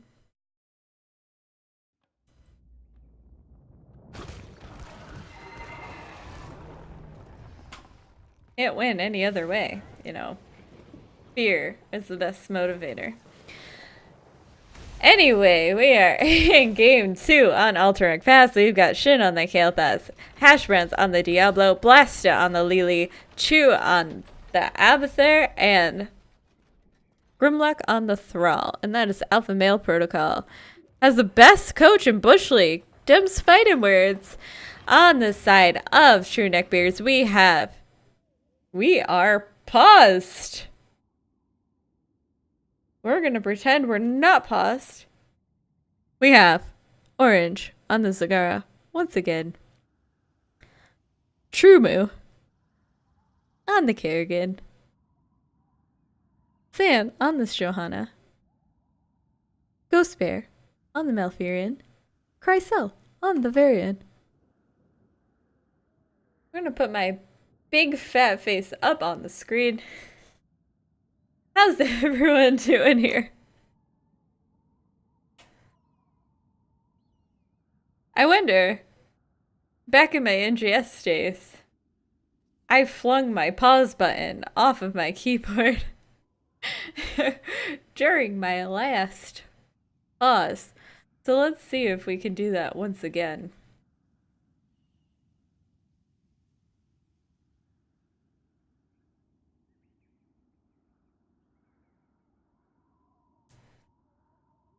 True Mr. Fu is winless, and he's got to do that. Not necessary. Okay, so we'll get into this as soon as possible. We just needed a little bit of a pause. Both teams needed a little bit of a pause, actually. So this worked out for both sides. But where do we want to go next game? I'm going to ask the audience where we want to go next game. I'm thinking Tomb. Everyone using the Kappa Ross in here. Kappa Ross so popular in this here Bush League. Why not just Kappa?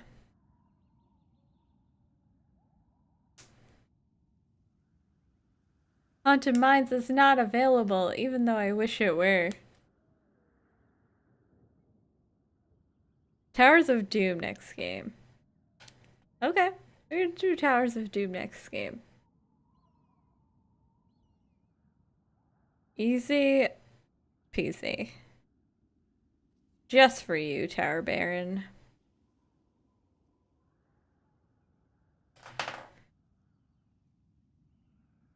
Maybe we'll do Towers and Tomb. The 2 T's. Because that's going to be Extra Cheese versus BDP. Thanks for bearing with us during the delay. I was bearing with you during the 15-minute delay last time.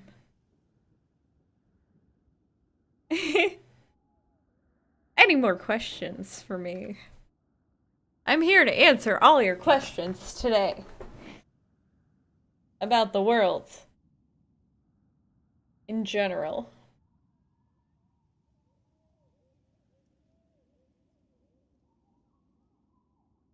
Anyway, we're gonna see some new things happening here in the Nexus very soon. I believe there's a new patch coming out soon?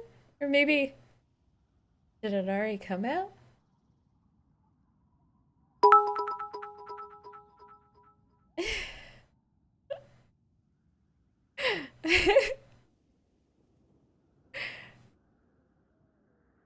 Santa or a fish? Is the fish controlling itself? Or am I controlling the fish? Like, is a person controlling the fish? Okay.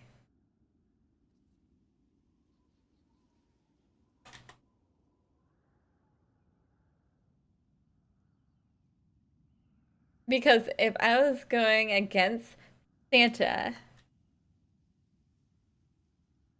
Ah! My pause button didn't work for a second, but we were back in the game. Yeah. If I was controlling the fish, I win. We have a fight in the middle. Of course, Zagara has already broken off to go top, get some of that dirty XP early on. So we're gonna see A4 v technically 5, since Abathur is behind that wall in the mid lane. Do we have anything weird? Let's see. We do have High King's Quest, so that is going to be a C-Smash or a Twin Blades variant. Very, very unlikely to get taunt with High Kings. So, we got Crash Lightning too. What a truly talent. Crash Lightning. Here to destroy. And we got Mana Addict. Oh, that's such a boring talent. I really wish that we saw Convection here. Why? Because Convection is terrible.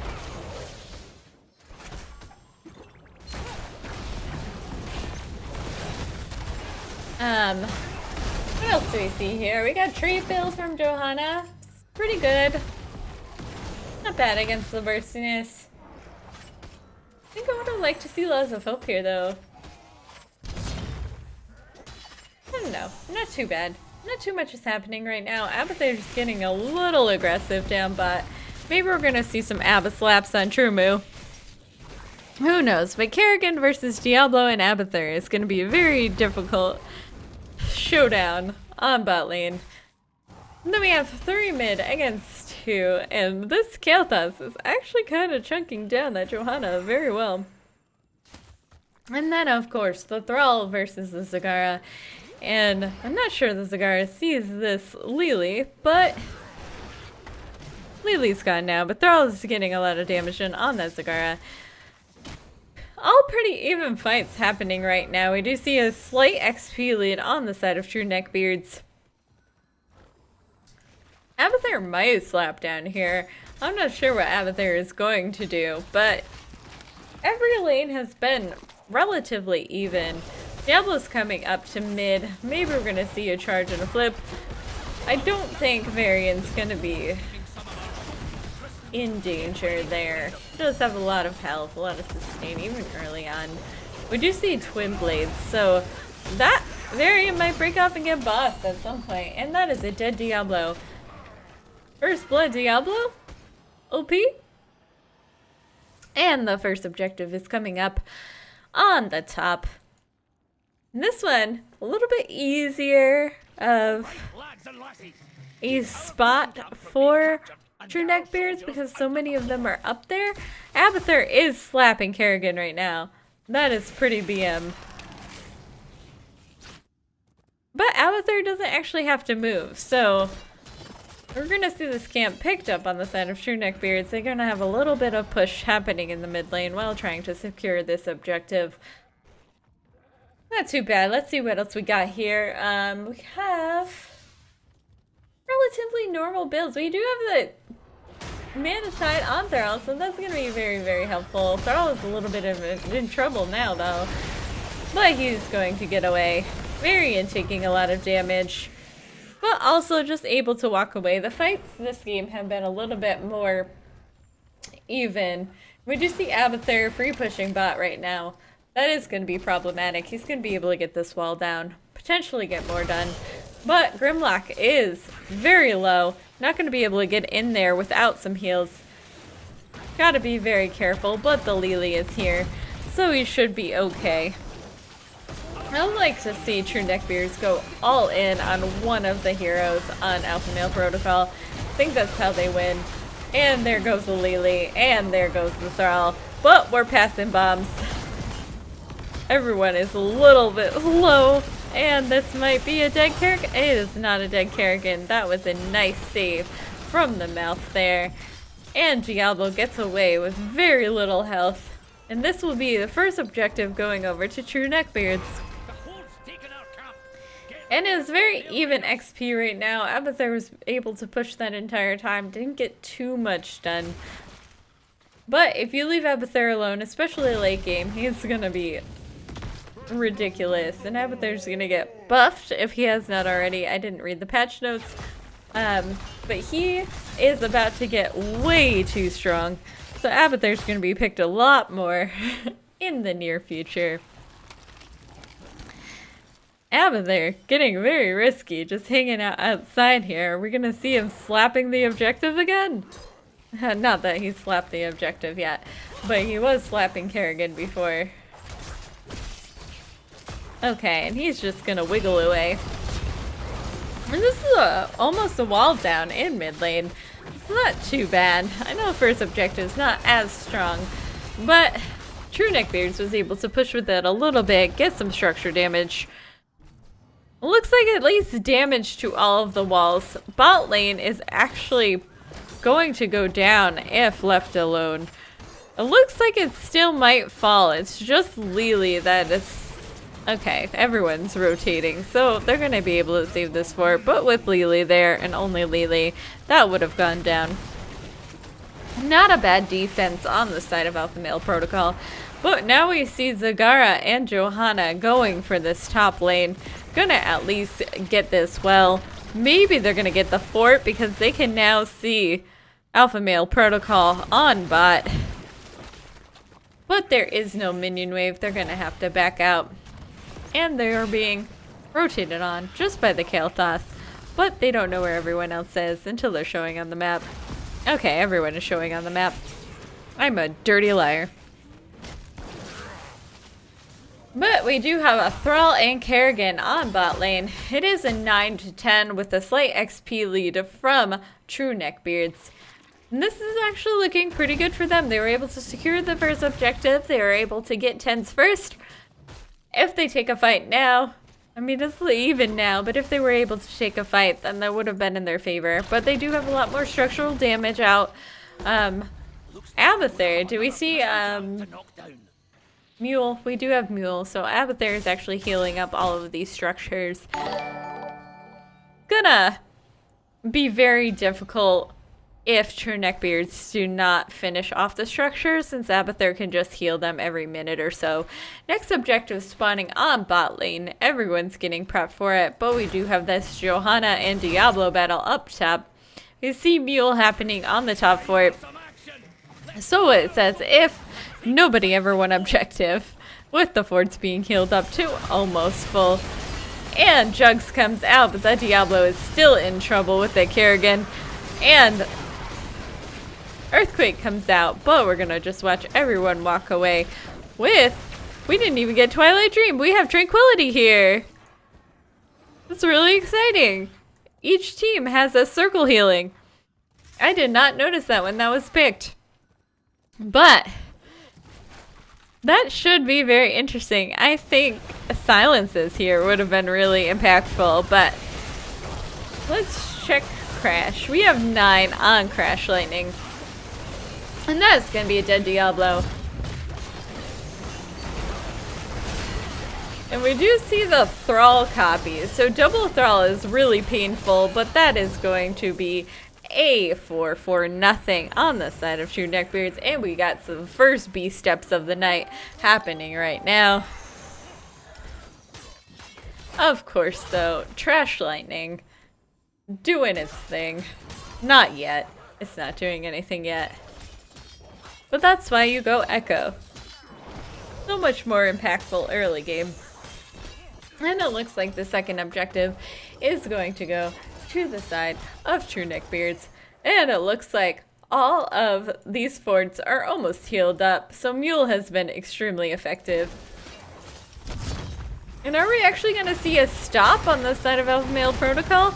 I don't think they have enough time to stop this, actually.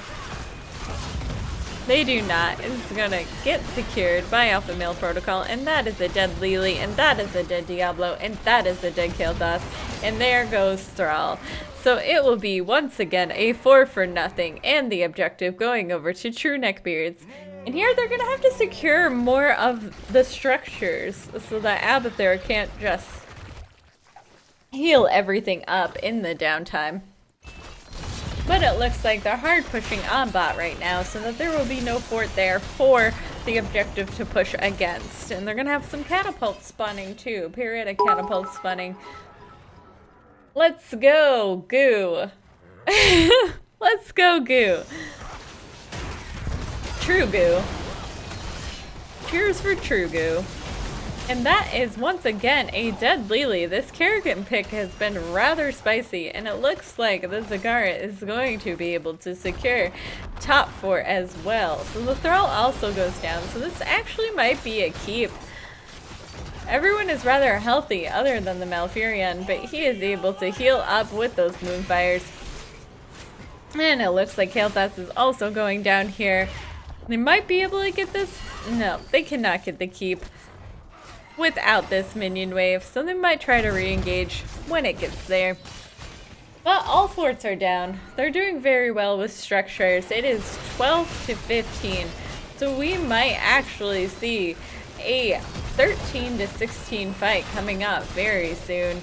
It's very important for them to kill this keep right now because Abathur does have a mule on it.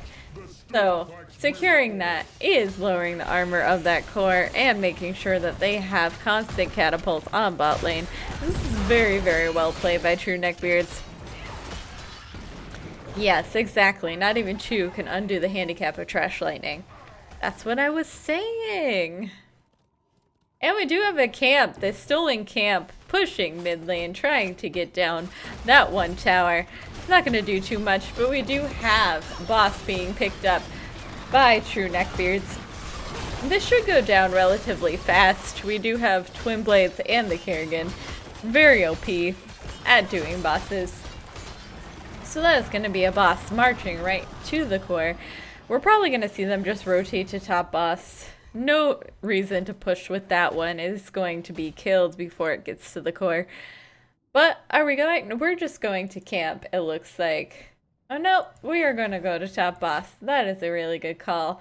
Baron can do it by himself, but with a 14 to 16 advantage, if you're engaged upon, you might as well have everybody there with you. And it looks like they're just going to kill this boss. It is not currently able to take down the core, but they don't want to risk it right now, which I don't blame them for. Alpha Male Protocol playing very slow, so trying to catch up. Abathur doing his best in order to get that XP at same level. But this is going to be now a boss pushing onto the keep with objective coming up in 30 seconds. If True Neckbeards gets this objective, this could very easily be game. So we might see game here. We might see game here if they get kills, actually. It really depends on how this fight goes. We do have all of the ults up right now, so if we see any kills happen, objective is not even needed.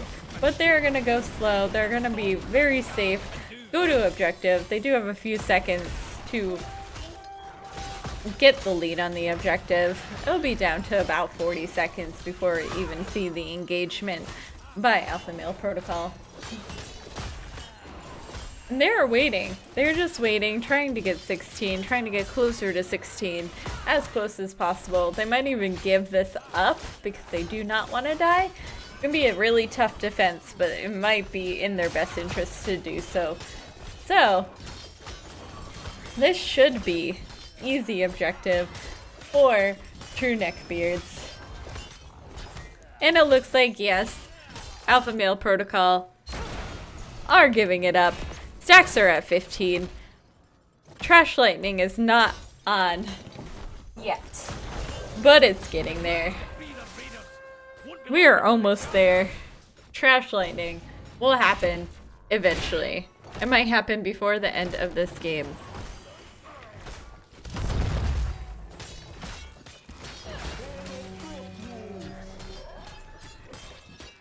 Okay. Sorry about that. But that is a dead Zagara. I'm sorry, my mouse just decided to die on me. So I apologize for not moving it for a second. But that is a dead Kael'thas and a Thrall. And we are moving in to mid-keep.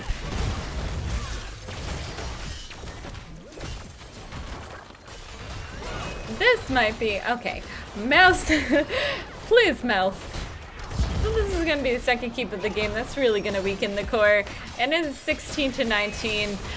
There are 3 dead on the side of Alpha Male Protocol. This could very easily be game.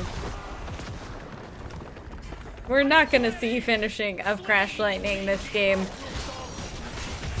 But that is a 1-1.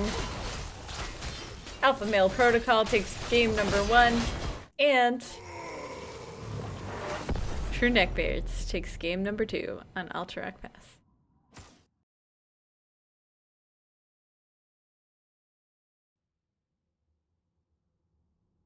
And here are the stats.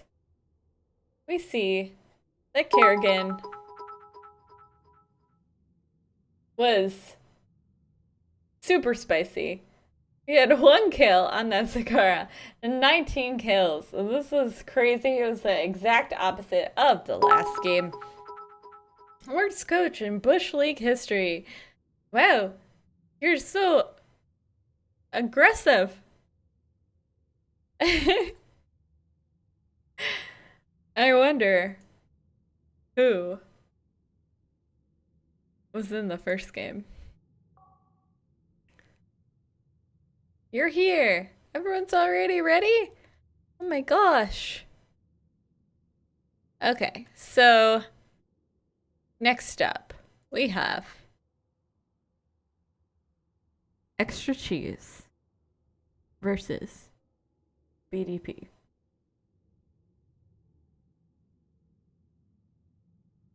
Extra Cheese versus BDP.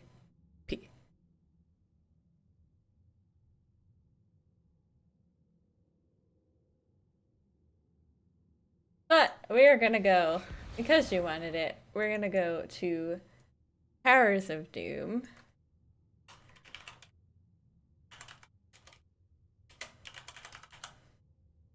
True Neck Gods.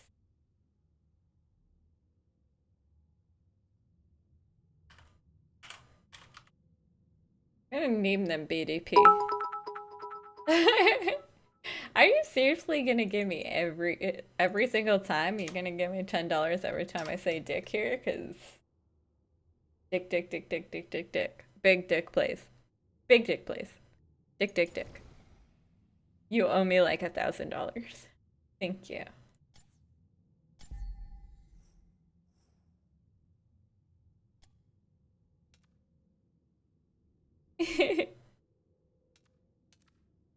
Okay, we are going to Fringe.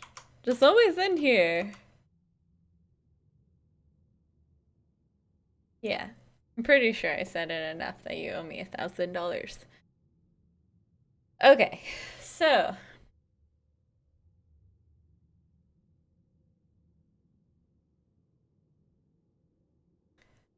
Cat is on the other team.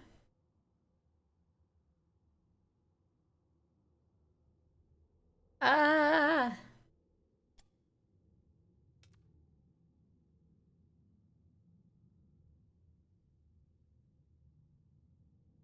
Let's see what they play today. Okay, I'm gonna get these actually right, okay?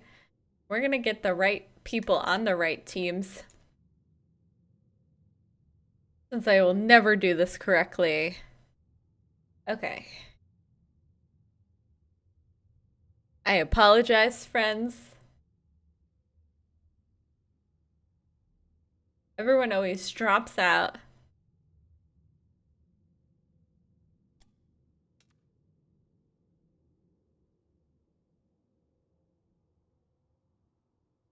My issue is that everybody always drops out while I'm trying to get them to the right side.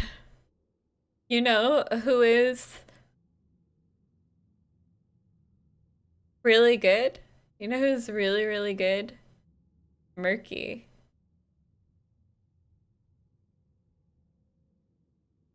Murky is the best. So, they want to like potentially play Murky. Murky's okay, this is Murky's worst map. 100%. Towers of Doom, probably Murky's worst map.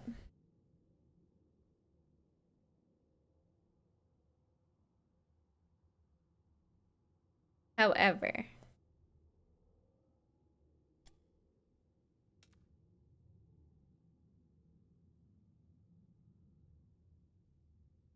it's not. Definitely not on this one.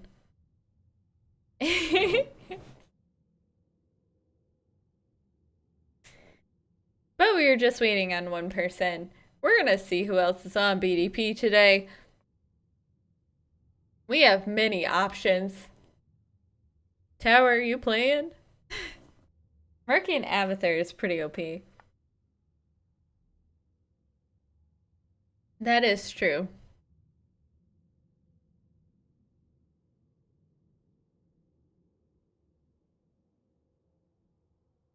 Murky and Avatar. I don't think anyone will ever play.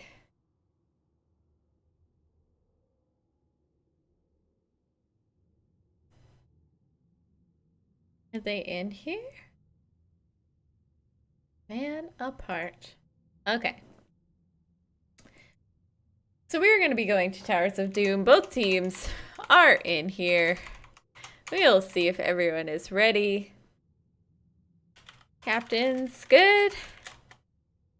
We'll see. Shot. Okay. Okay. Ooh. We good then.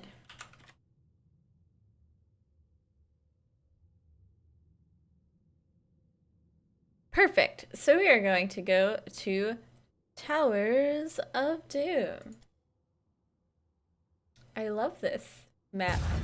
Towers of Doom. Towers of Doom.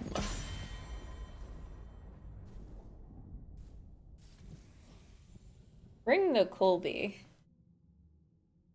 Extra cheese and BDP. We have first pick going over to BDP.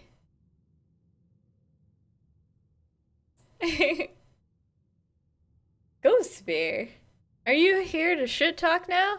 There's a lot of shit talking happening earlier, and it's pretty terrible.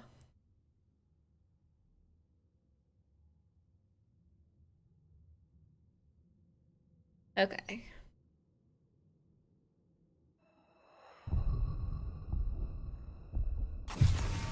My mom really wants to be part of the stream today. The Brightwing ban. I like it. I want to see an Asmodan though. I haven't seen Asmodan yet. I haven't seen Orphea yet. I'd like to see. I would like to see Asmodunk. First pick Asmodunk. I think he's pretty decent on all maps. Pretty decent here. Gazlo band. Rip. Dreams. Was it even my idea? You just switch accounts? Oh my god.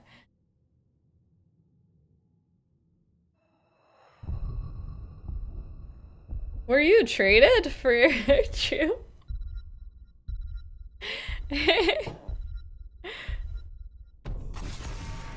Oh, the Orphea is banned. One dream down. I wanted to see an Orphea or an Asmodan. Is this gonna be a ban on Asmodan so I can't say anything I want? Maybe we're gonna get a Murky. This would be the map we got a Murky. The map that it makes no sense to me. And the Johanna ban. Makes sense, she's pretty powerful, but that leaves open Diablo, Arthas. I would also kind of like to see an Imperius. I haven't seen anyone playing Imperius. He seems like he could be kind of impactful given the right team.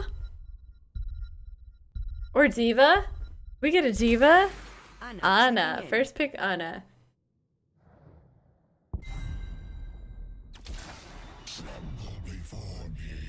I like it.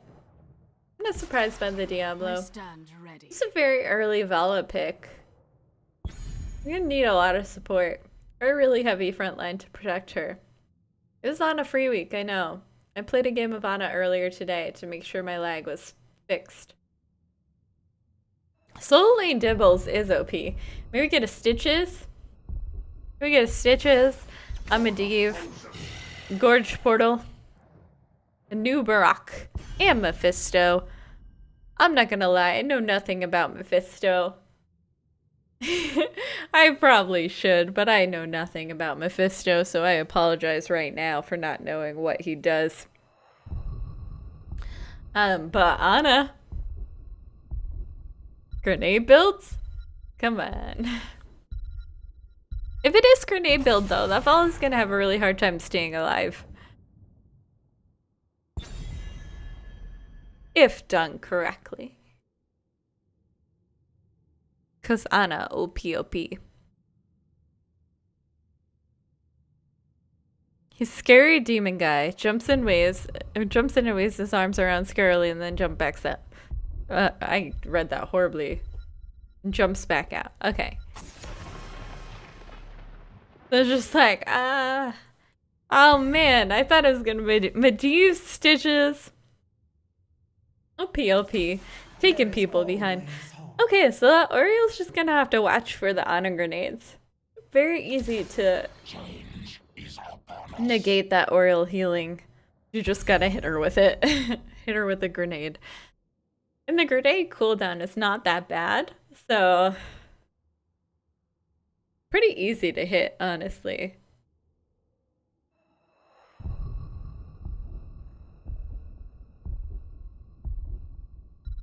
Okay.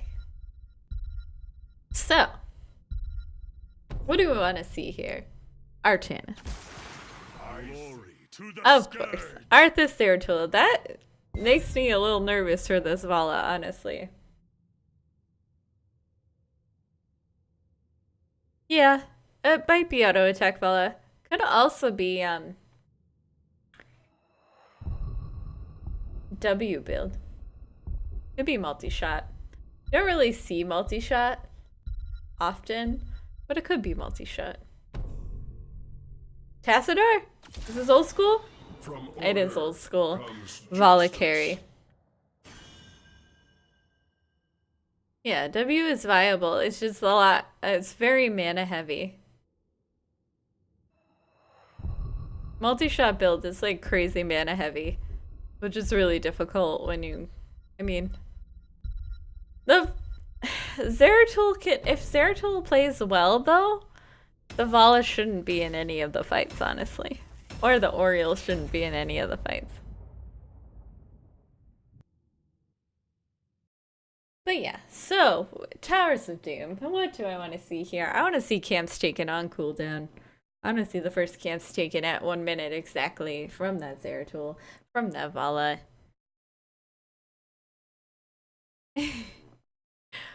But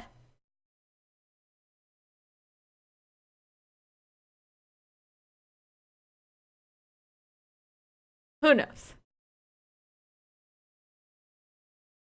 Yeah, you kind of got destroyed. So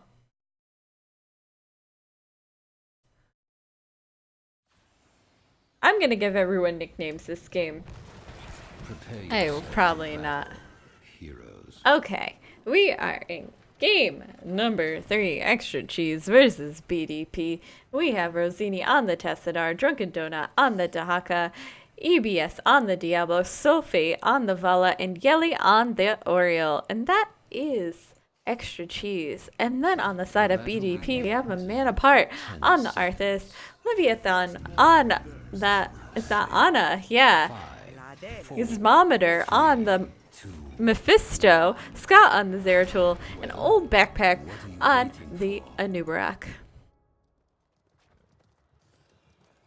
Destroyed like Betty White's backline. Yeah. No, it is auto attack. It might be auto attack Fallout. We're not quite sure yet, but it looks like the start of auto attack Fallout. And Anubarak already going back. And Arthas is already toppling, soaking up that dirty XP. But yeah, it should be an even fight early on. Unless Vala just goes off super early. Zeratul is bot lane. Waiting for that Vala, but he is easily spotted because it's easy to see invisibles in this game. Very easy to see invisibles in this game. And this Diablo's in trouble? Is Diablo gonna be the first one down? Scott just gets out of there with like 10 XP. Not XP, HP. But Diablo will be the first blood of the game. And the camps are up and no one has taken them and I am a little disappointed. Camps, camps, camps. Always get the camps. But we're both focusing on XP right now. The top lane is kind of a standstill. Dahaka and Arthas both gonna do well against each other. And not well against each other all at the same time. So it is gonna kind of be a draw. We do see the first camp being picked up on the side of Extra Cheese. I do like that. Keeping bot pressured is a really good way to be ahead in this game. Definitely, because there are 2 different camps on bot. So invading here is very aggressive. There are 4 people here. You don't really want to do that. This Diablo is going to be, they're going to be a little in trouble. But we do see Tassadar rotating too. So Old Backpack goes down. Look at that. It is Old Backpack going down. And Diablo's going to get out. But Dahaka is in trouble? No, he's not. He popped his essence and just walks away. But we do see Diablo going down once again. He does not have souls yet. So it's going to be a full cooldown, but it is a low cooldown time since it is only level 4. And the first altar phase is up in 20 seconds. 3 altars. I would like to see everyone heavily favoring bottom, just swapping top. Just, you know, casually giving each other top lane. And having the dirtiest of fights for this bot shrine.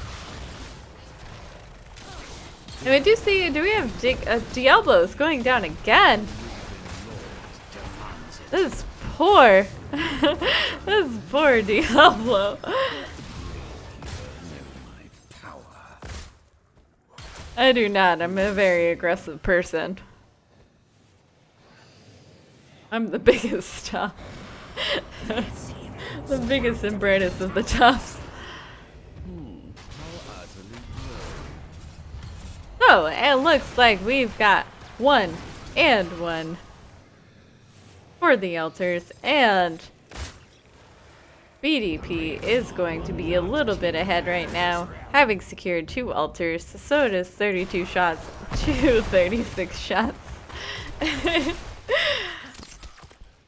Please do not clip anything that happens here. Yeah, they don't have any any auto attack. But I kind of like the multi-shot. I think they kind of need it here. The grenades are being used very wisely, not allowing the Oriole to heal that Diablo, so they're able to take him out very early on in each fight. Dahaka's just soaking up bot. It is 7-7 now. Even levels for talent. So let's see if we have anything weird. We did go multi-shot, which is not too bad. I think that was probably the smart call here. It's pretty standard other builds. Full grenade build for Ana, which is very smart because that Oriole has to avoid it in order to heal her team. Zeratul taking this camp. I like it. More prioritization on camps. I like that all these camps are being taken at the same time this time, so they're going to be very easy to clear. But if you get control of the bottom, this shrine is always yours. This shrine is pretty easy to take by yourself too if there is no well on either side, but we do see wells on both sides, so this should be an even fight. Both teams are level 8, so they're not fighting at different tiers. There is no 10 in sight, so this is going to be a very even fight, other than the fact that we have Tassadar and Dahaka not on bot lane. So it looks like they're just giving this one away. Extra Cheese has a strat to get to 10 first. If they get to 10 first, they want to take a crazy fight and start rolling from there. And that is a dead Zeratul. Works out for them. They get a kill. However, they are behind by 3? Yeah. He stepped out for Master Player. Oh no. Everyone's stepping out for Master Players.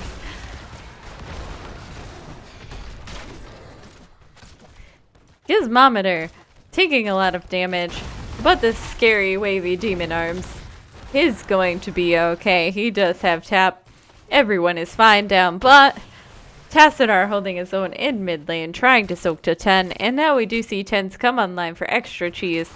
About a half level before BDP.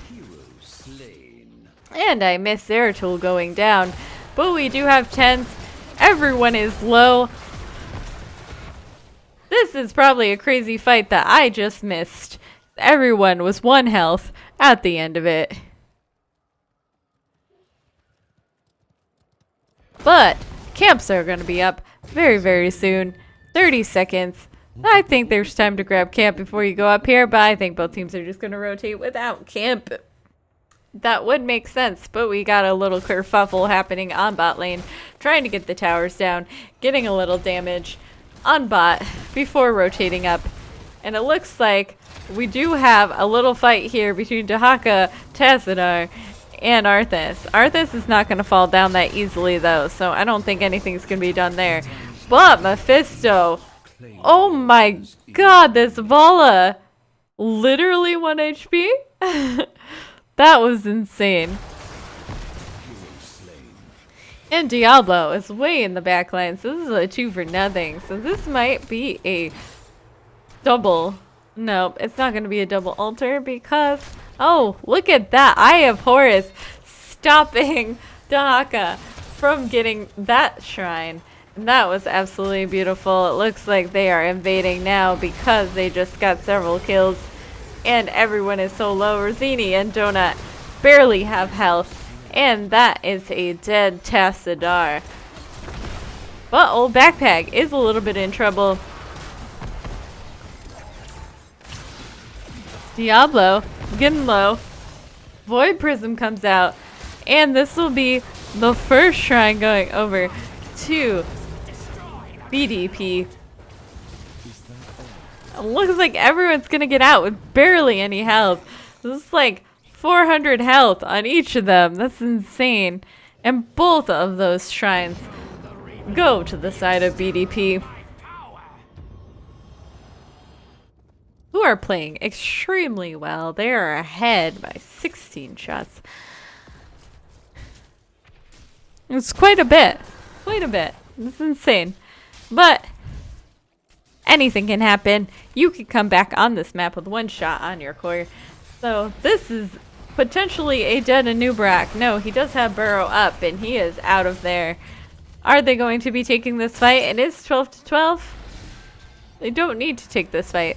So this Zeratul is a downgrade. Oh. So BM. I like to see both teams wait until 13s to fight, but we do have some camps coming out and they each want to get their sappers into the forts. So we are going to see a little bit of a fight here. It is a 4v3. Mephistal comes out doing so much damage, but the Ana grenade is not allowing the Oriel to heal anybody. And Scott has to back out. He is a little low and old backpack going down. No more bug on that team. Now it is a 4v3. But both camps went down on that as well, so there are no sappers going in to the forts. And I'm not even watching. This is the Void Prism. Prison, not Prism, but this is a double altar on bot. This is a very difficult spot for BDP to be in, kind of, because Arthas is still top and Dahaka has dig. So Arthas needs to start rotating unless they want to make sure, or unless they want to give up one of these altars. But it looks like Arthas will be here in time for the fight now. Tassadar was able to secure bot shrine though, so that is going to be 4 shots going over to Extra Cheese. Old Backpack's a little bit in trouble. He's going away, but oh, this is going to be an Oriel and a Dahaka. Old Backpack got out of there. Ana heals are super OP. Aim down sights. Really working out for this team. And Eye of Horus. This is really OP.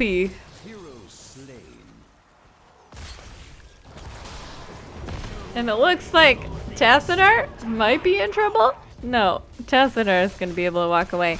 This might be the first fort of the game too. And this is why you pick Ana, boys and girls. Because Ana is the most OP.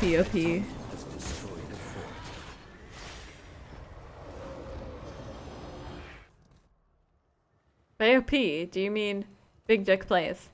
That's not what I was saying. I think you don't name yourself Big Dick Plays unless you're compensating. However, they are playing very, very well. I have opened a tunnel near our core that leads to the battleground center. And they secured this camp. I think they were going to invade here. This is 14 versus 15. They don't really want to take a fight before 16, but they're going to do it anyway because they can't be tamed. Okay, it actually looks like Extra Cheese is just going to allow them to take this. They don't want to fight for this camp. And that is going to be a not dead Vala until it's a dead Vala. But that was a beautifully timed Crystal Aegis. She was just unable to get out because Oriel fell as well. So this might be 6 shots going in right now. That is 6 shots. And this could be game. They only need 2 in order to secure this win. BDP playing this game rather flawlessly. That was very well played right there. It looks like they're just going to stall top left as Arthas gets bot and Zeratul gets the top right. And the first game is going to go over to BDP. There you have it. Boys and girls, BDP is taking the first victory. There it is. Numero uno. And that was a 13-minute game. All the games are so short today. Here I am again. We are going to go to...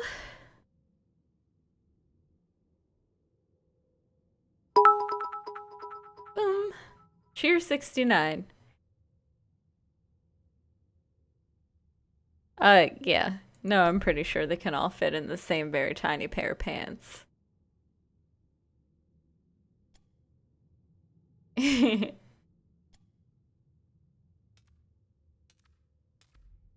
I would put money on that. Anywho. Extra cheese has time to redeem themselves.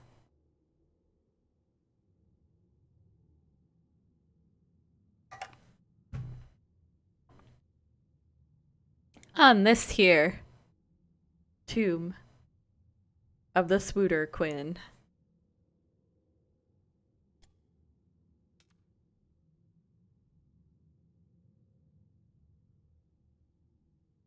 Donut?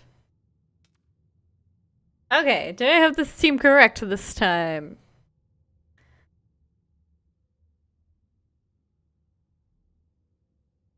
Large enough to carry a small amount of digital currency.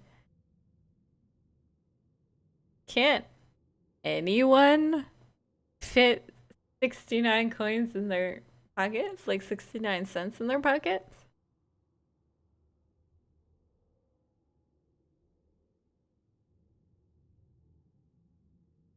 Anyway, we are all set up for Tomb of the Spider Queen. I'm gonna see if everyone's ready.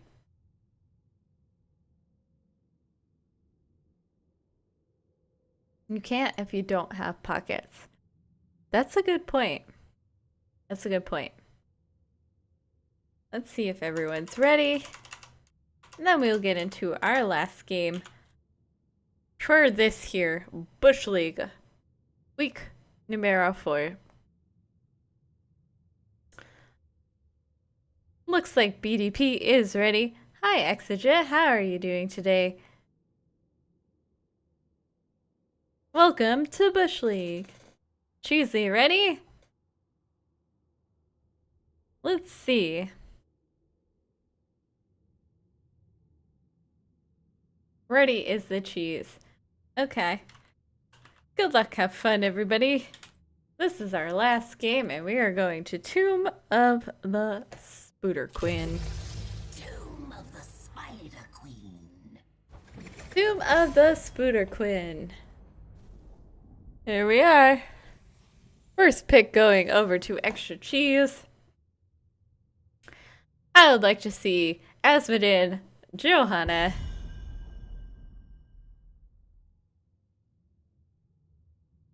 Asmodin, Johanna is my dream for this. Murky can actually work on this map, so if anyone wants to pick Murky, I'm still not going to say no to it. I'd still very much like this to happen. So, if you could please... What just happened? What just started playing on my stream? We'll have to see what happened later. Murky, please. I'm guessing we'll also not see an Orphea. She was banned last game. Diablo banned this game. That makes sense. It is a very small map. Very easy to slam people into walls. But we could very likely get an Orphea, get an Asmodin. Asmodin is OP on this map because he is almost global. Almost global. Which, thank you everyone for watching this game, even though Tuspa is on right now. Gazlo ban, of course. Banning that. Dirty, dirty Gazlo. That makes sense.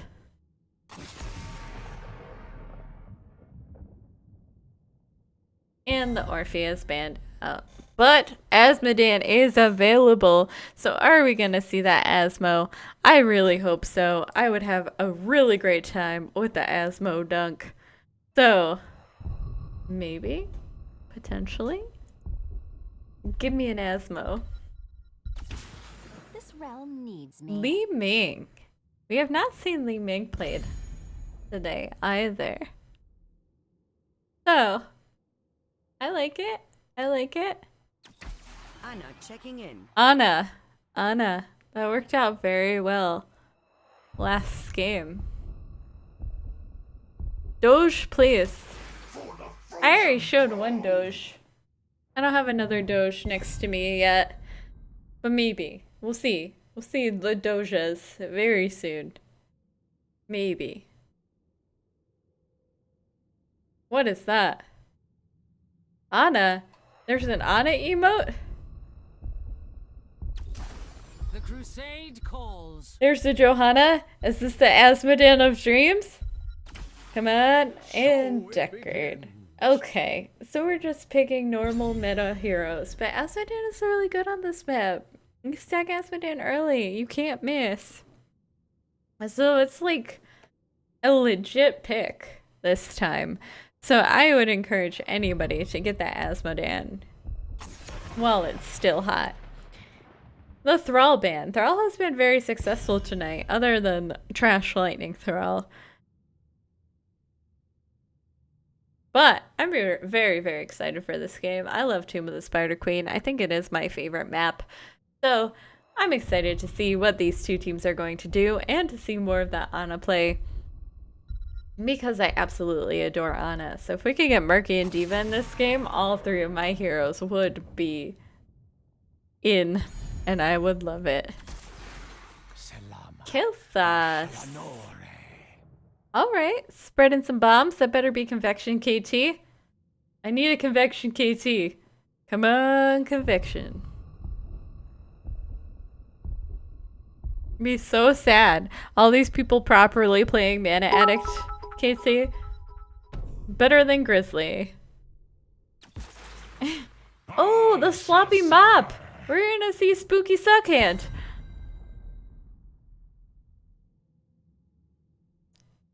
Just whack them with your sloppy stick. Sloppy wet stick, and then suck them till they die. Spooky Suckhand. Or the thing that I said, and then repeat. 10 biddies for the Vala Varian. A great destiny. Math is hard. It has not. This is just me. Welcome to my personality.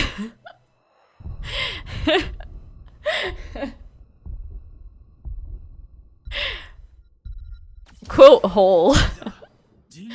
And Gengu. Quote 10. Have you seen quote 10? No, not that one. Not that one. There are too many quotes for holes. Oh, this is awkward.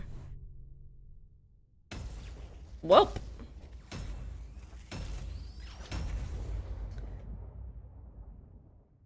Anywho, if you spam through my quote system, Bush League is not, has no effect on me. I am just always like this. Which is why that little cat Peach and that bearded Bahamut brought me here.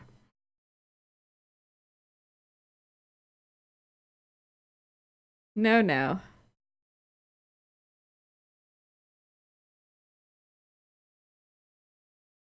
Soon we're gonna have quotes about the juicy worms. Okay, we are going into our last game. And on the blue side, we have Yeli on that Johanna, Drunken Donut on the Varian, Rosini on that Deckard, Sulfate on the Vala, and EBS on that Li Ming. And that is extra cheese. And on the side, a BDP, we have a man apart on the Leoric. Gizmometer on the Kael'thas, Leviathan on the Ana, Scott on the Gengu, and Old Backpack on the Anub. That is BDP once again. You ready to go night-night? Oh, the Ana quotes. Here we go, mid lane. I would not be surprised to see a split off of Leoric and Varian on bot immediately. Leoric is already bot, and we're gonna have a little kerfuffle in the mid just to quick clear the lanes. That's why Johanna's so good on this map, because she can just pick up gems, walk away. What if she doesn't die? She then has the richest character in the game. And look at this spooky suck boy just hanging out in the vents, waiting for his opportunity to slap with the sloppy stick. And this is a gank attempt on the Varian, but Varian is just going to be able to walk away. Not too effective because Gengu does not have burst damage. At least not yet. And we just have the typical rotations, 4-man top and mid. Nothing too serious going on here. We do have a tiny XP lead from Xtra Cheese, but it is not significant at all. Barely. It's almost as if they are the same talent tier. Do we have anything weird? We're currently lots of hope. That's not weird. Wait, we have scroll? Ah! Decker trying to root people. And are we gonna see some bombs being passed? We have convection. Okay, this game is OP. This is over. We've got scroll. We've got convection. Everything is how it should be. Spooky suck boy and angry boy just trading health on bot lane. Convection. I know, Talea, it's happening. All of my dreams are happening. Welcome, Talea. It is not. It is the smallest D-play. The biggest one is to take Netherwinds. Not Netherwinds, but the E-talent on the first tier. I think that's the E-talent. But yes, we see Varian go down. He is first blood. Li Ming coming down, trying to take out that Leoric.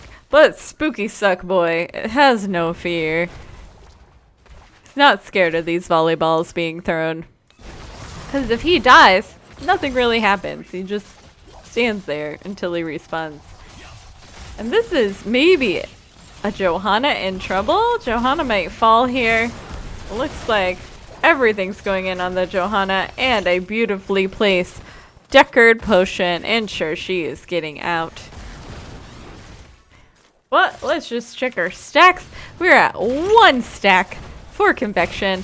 OP talent. Super OP talent. And that potion was very well done by the Deckard. Deckard OP. Passing bombs every day. If we don't see any more bombs passed, though, this Deckard can really destroy the opposite team by nicely placed potions. I do kind of like the split here. This is a very interesting rotation for BDP. They do have Leoric kind of hovering in the mid lane. I know he's just turning in there, but he is always available if needed in the fights. And Spooky Suck Boy getting his Spooky Suck hand all over that Varian. But Varian is starting to do a lot of damage because he has Twin Blades now. So he is able to now fight the Leoric. And he'll be able to fight this Gengu as long as he does not attack during Deflect. But Ana doing the plays, healing the Scott. And it's 49 out of 50 on the side of Xtra Cheese. They only need 1 turned in, but we do have enough for turn in also on the side of BDP. So it is even talent tiers. Johanna goes down, which is not a good sign for Xtra Cheese, but that is okay. If they're able to push one of the lanes, top lane preferably, they're going to have a little bit of a structural advantage and maybe open up for a boss play later on. But it looks like these are going to be cleared relatively easy. Kael'thas and Ana are mid. That Web Weaver has already taken a lot of damage. No one's bot with Varian right now. Sevio. Hello, Sevio. How are you doing? I hope you're having a great day. This Li Ming is in trouble. Gengu. Oh my god. The Calamity is OP. But that Li Ming is probably not going down. Okay, that was very well played by Li Ming to TP into that Gengu after deflect happened. That was just a very skilled play. And it looks like all the Web Weavers are almost down. We have bot Web Weaver pushing to keep, which is going to be easily dealt with by Gengu. But we do see one fort down on the side of BDP, which is a little tough on the first Web Weaver phase. We only have 33 gems though on the side of Extra Cheese, so they can't do a double turn in. And 10s are coming up, and they do know that BDP has turn in, so they're gonna have to really watch, because that should be turn in 10s if they're able to secure it, which could be disastrous for Extra Cheese if they allow them to turn in. So they might need to take a fight right before level 10, which is going to be very difficult to do because both teams are so close, or they're going to have to wait. So this is the opportunity for BDP to turn in. And we see that they are doing just that. But Vala is able to stop that for now. We do have a fight on the Genji, who is just protected, by the way. Easy button. Protected, haha. And the Leoric is able to turn in on bot lane, so they only need 4 gems on the side of BDP in order to get their first Web Weavers. Both teams have 10s. We've got Wave of Force. We've got Lornado. Oh my gosh, Lornado. I'm excited for those plays. Blessed Shields, Eye of Horus. X Strike, Entomb. Nothing too crazy here. We do have Web Wrap too, so maybe we're going to look for a Web Wrap turn in. Web Wrap, 5v4 turn in. But no, Genji was able to secure the turn in on bot lane, so this is level 10s and turn in, which could be bad for Extra Cheese. However, they are collecting enough to maybe have a turn in themselves. They do have a turn in themselves, so 1Cs are down. So if they're able to not lose anyone and defend this nicely, then they are looking at their very own turn in after this. It looks like they're prioritizing top lane because the boss is there, so they don't want that fort down. You don't want this boss marching at your keep, even early. It is a very, very strong boss. But Lornado comes out, pushing Gengu through towards a fort, but we're passing bombs everywhere. And that was very painful. Gotta calm down with that bomb passing. KT's just getting so much value here, even though it's not even his best map. And it looks like Varian was able to take down that bottom Web Weaver, but Vala goes down on top, and now they don't have as much of a defense against this Web Weaver. But Varian did a very great job bot and mid to take down those 2 Web Weavers, but this is still going to be a fort on top lane. It's gonna be tough, and that might be a dead Deckard, and it is a dead Deckard. And Johanna running away. Not sure she can actually get out of this. There are 4 people on top of her, so she is also going to fall. However, they were able to keep this fort, so not all bad news for Extra Cheese.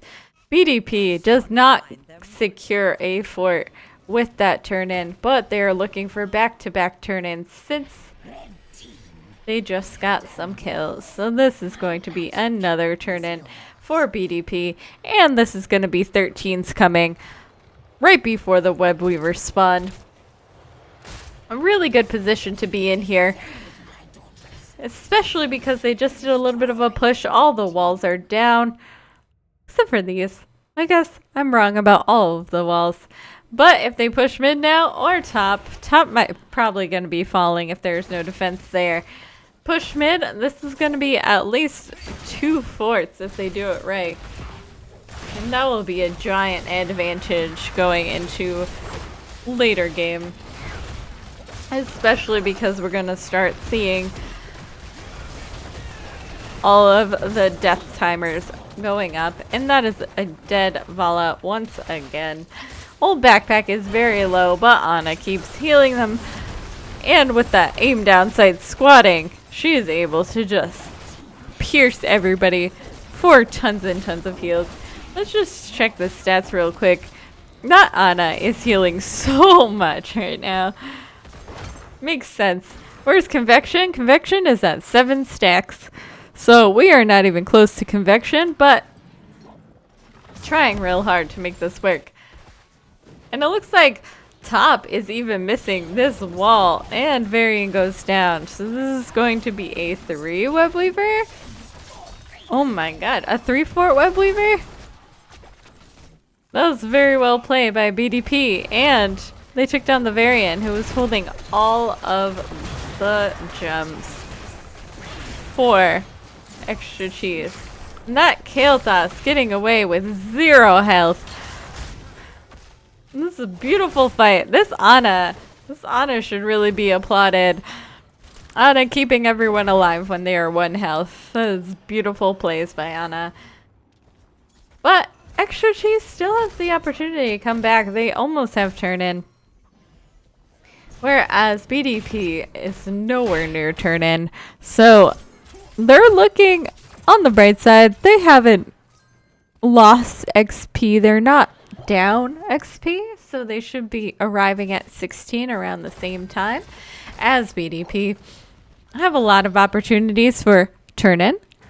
They do have turn in now. And once again, BDP is nowhere close to turn in. And the lanes are pushed a little bit, so it's going to be harder for them to get the gems. There's a little fight here at 15.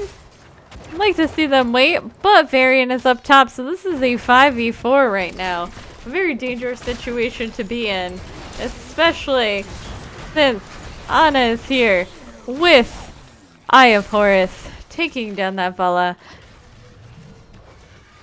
And Extra Cheese has to be a little careful. They're losing the race to 16, and they're losing their heroes. So all of their gems are in danger of being taken, but they still have plenty enough to turn in. They just can't do so at the moment because they are facing 16s and missing 2 heroes. So is this going to be a boss play? This could potentially be a boss play on the side of BDP. They are going there a little bit late, so this is potentially a place that can be invaded if Extra Cheese wants to get spicy and go in. It would be 15 versus 16, but okay. BDP sees that. They know they got there late. They don't want to risk it right now. They're just going to back up. Be safe. It is 16 versus 16. They don't have enough for turn in. Extra Cheese has enough for turn in, so I think they're going to try to do that here. And Convection. That was like 3 stacks for Convection. We are up to 14. KT is about to do 100 whole damage. It is not much of a BDP, so now you know what I'm talking about. It's compensation. But they are playing very well. This Ana is god tier, so no hate for BDP. But we just see an easy bruiser cam picked up by Extra Cheese. They still are unable to turn in. Compensation for what? Lack of confidence about fun drafts. We do see a fight going down. Old backpack is very low, but is able to walk away from the fight. Vala goes down once again. Poor Vala getting bullied. Both teams have turn in. So this is a crazy fight here because it is 16-17. Both teams have turn in. Whoever gets the next turn in might get a keep. Lack of clever team name ideas. Exactly. And a new Brock diving in. He is not scared. But it is still a 5v4. Ana aiming down sights. Keeping everyone very, very healthy. Decker trying to throw potions at everyone, but is unable to heal that quickly. And it is going to be another web weaver for BDP. And that's going to be a web weaver on top keep and on mid keep. Which opens up for a win with boss if they are able to get this. This is a huge win condition since the boss is so strong on this map. And are we passing bombs? I don't think we passed bombs that time. But this is going to be a really tough defense. Bot, fort, doesn't matter. They can just leave that alone. But they're going to really have to pay attention to top keep and mid keep for that matter. So it's going to be a really difficult, very difficult defense. But I believe. Does everyone believe? Extra Cheese still has the ability to win this game. No game is unwinnable, is what I'm saying. Everybody believes, but this is going to be the first keep of the game, maybe second keep of the game. Varian able to save this keep. It looks like he is able to. So it will be one keep. Bottom web weaver will die before it gets to bot keep. So it is a one keep web weaver stage. A little devastating since it is top keep, and again I said the boss is very strong, but that is okay. There are a lot of options here. Convection is not online, yeah. Once Convection is online, it's all over. And this is 17-19. Extra Cheese needs to take a fight here. They do not want to take a fight after 20s happen, especially since Entomb will be silenced. So that's very dangerous. No one's able to do anything in the silence Entomb. But this might be a deadly orc. It is not. It is a dead Vala instead. And a dead Varian. That was very well played by BDP. Looks like old Backpack was going down and the orc was going down. But they ended up turning that fight and getting 4 kills. So this is 30-second death timers with only Deckard to defend, and this is going to be a 2-0 for BDP. Last game of the night goes to Big Dick Plays. There you have it, guys and grills.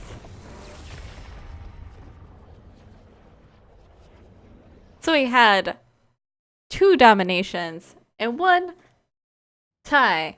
And here are the stats. You see, Kael'thas did a lot of damage there. Did he ever finish Convection? We will never know. I didn't see if the ticker came up with Kael'thas.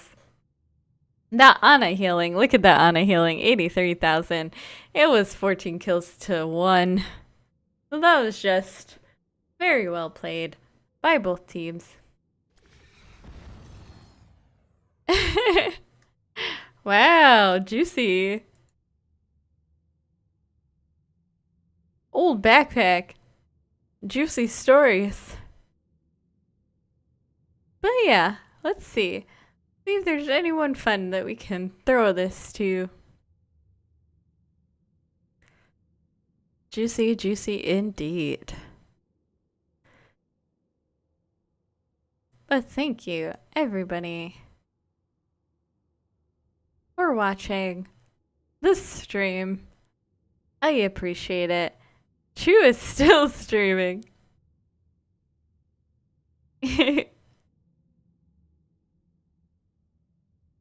What's BDP of the week?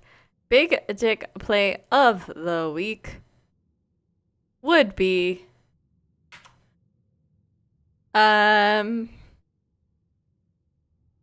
what is the Big Dick Play of the week?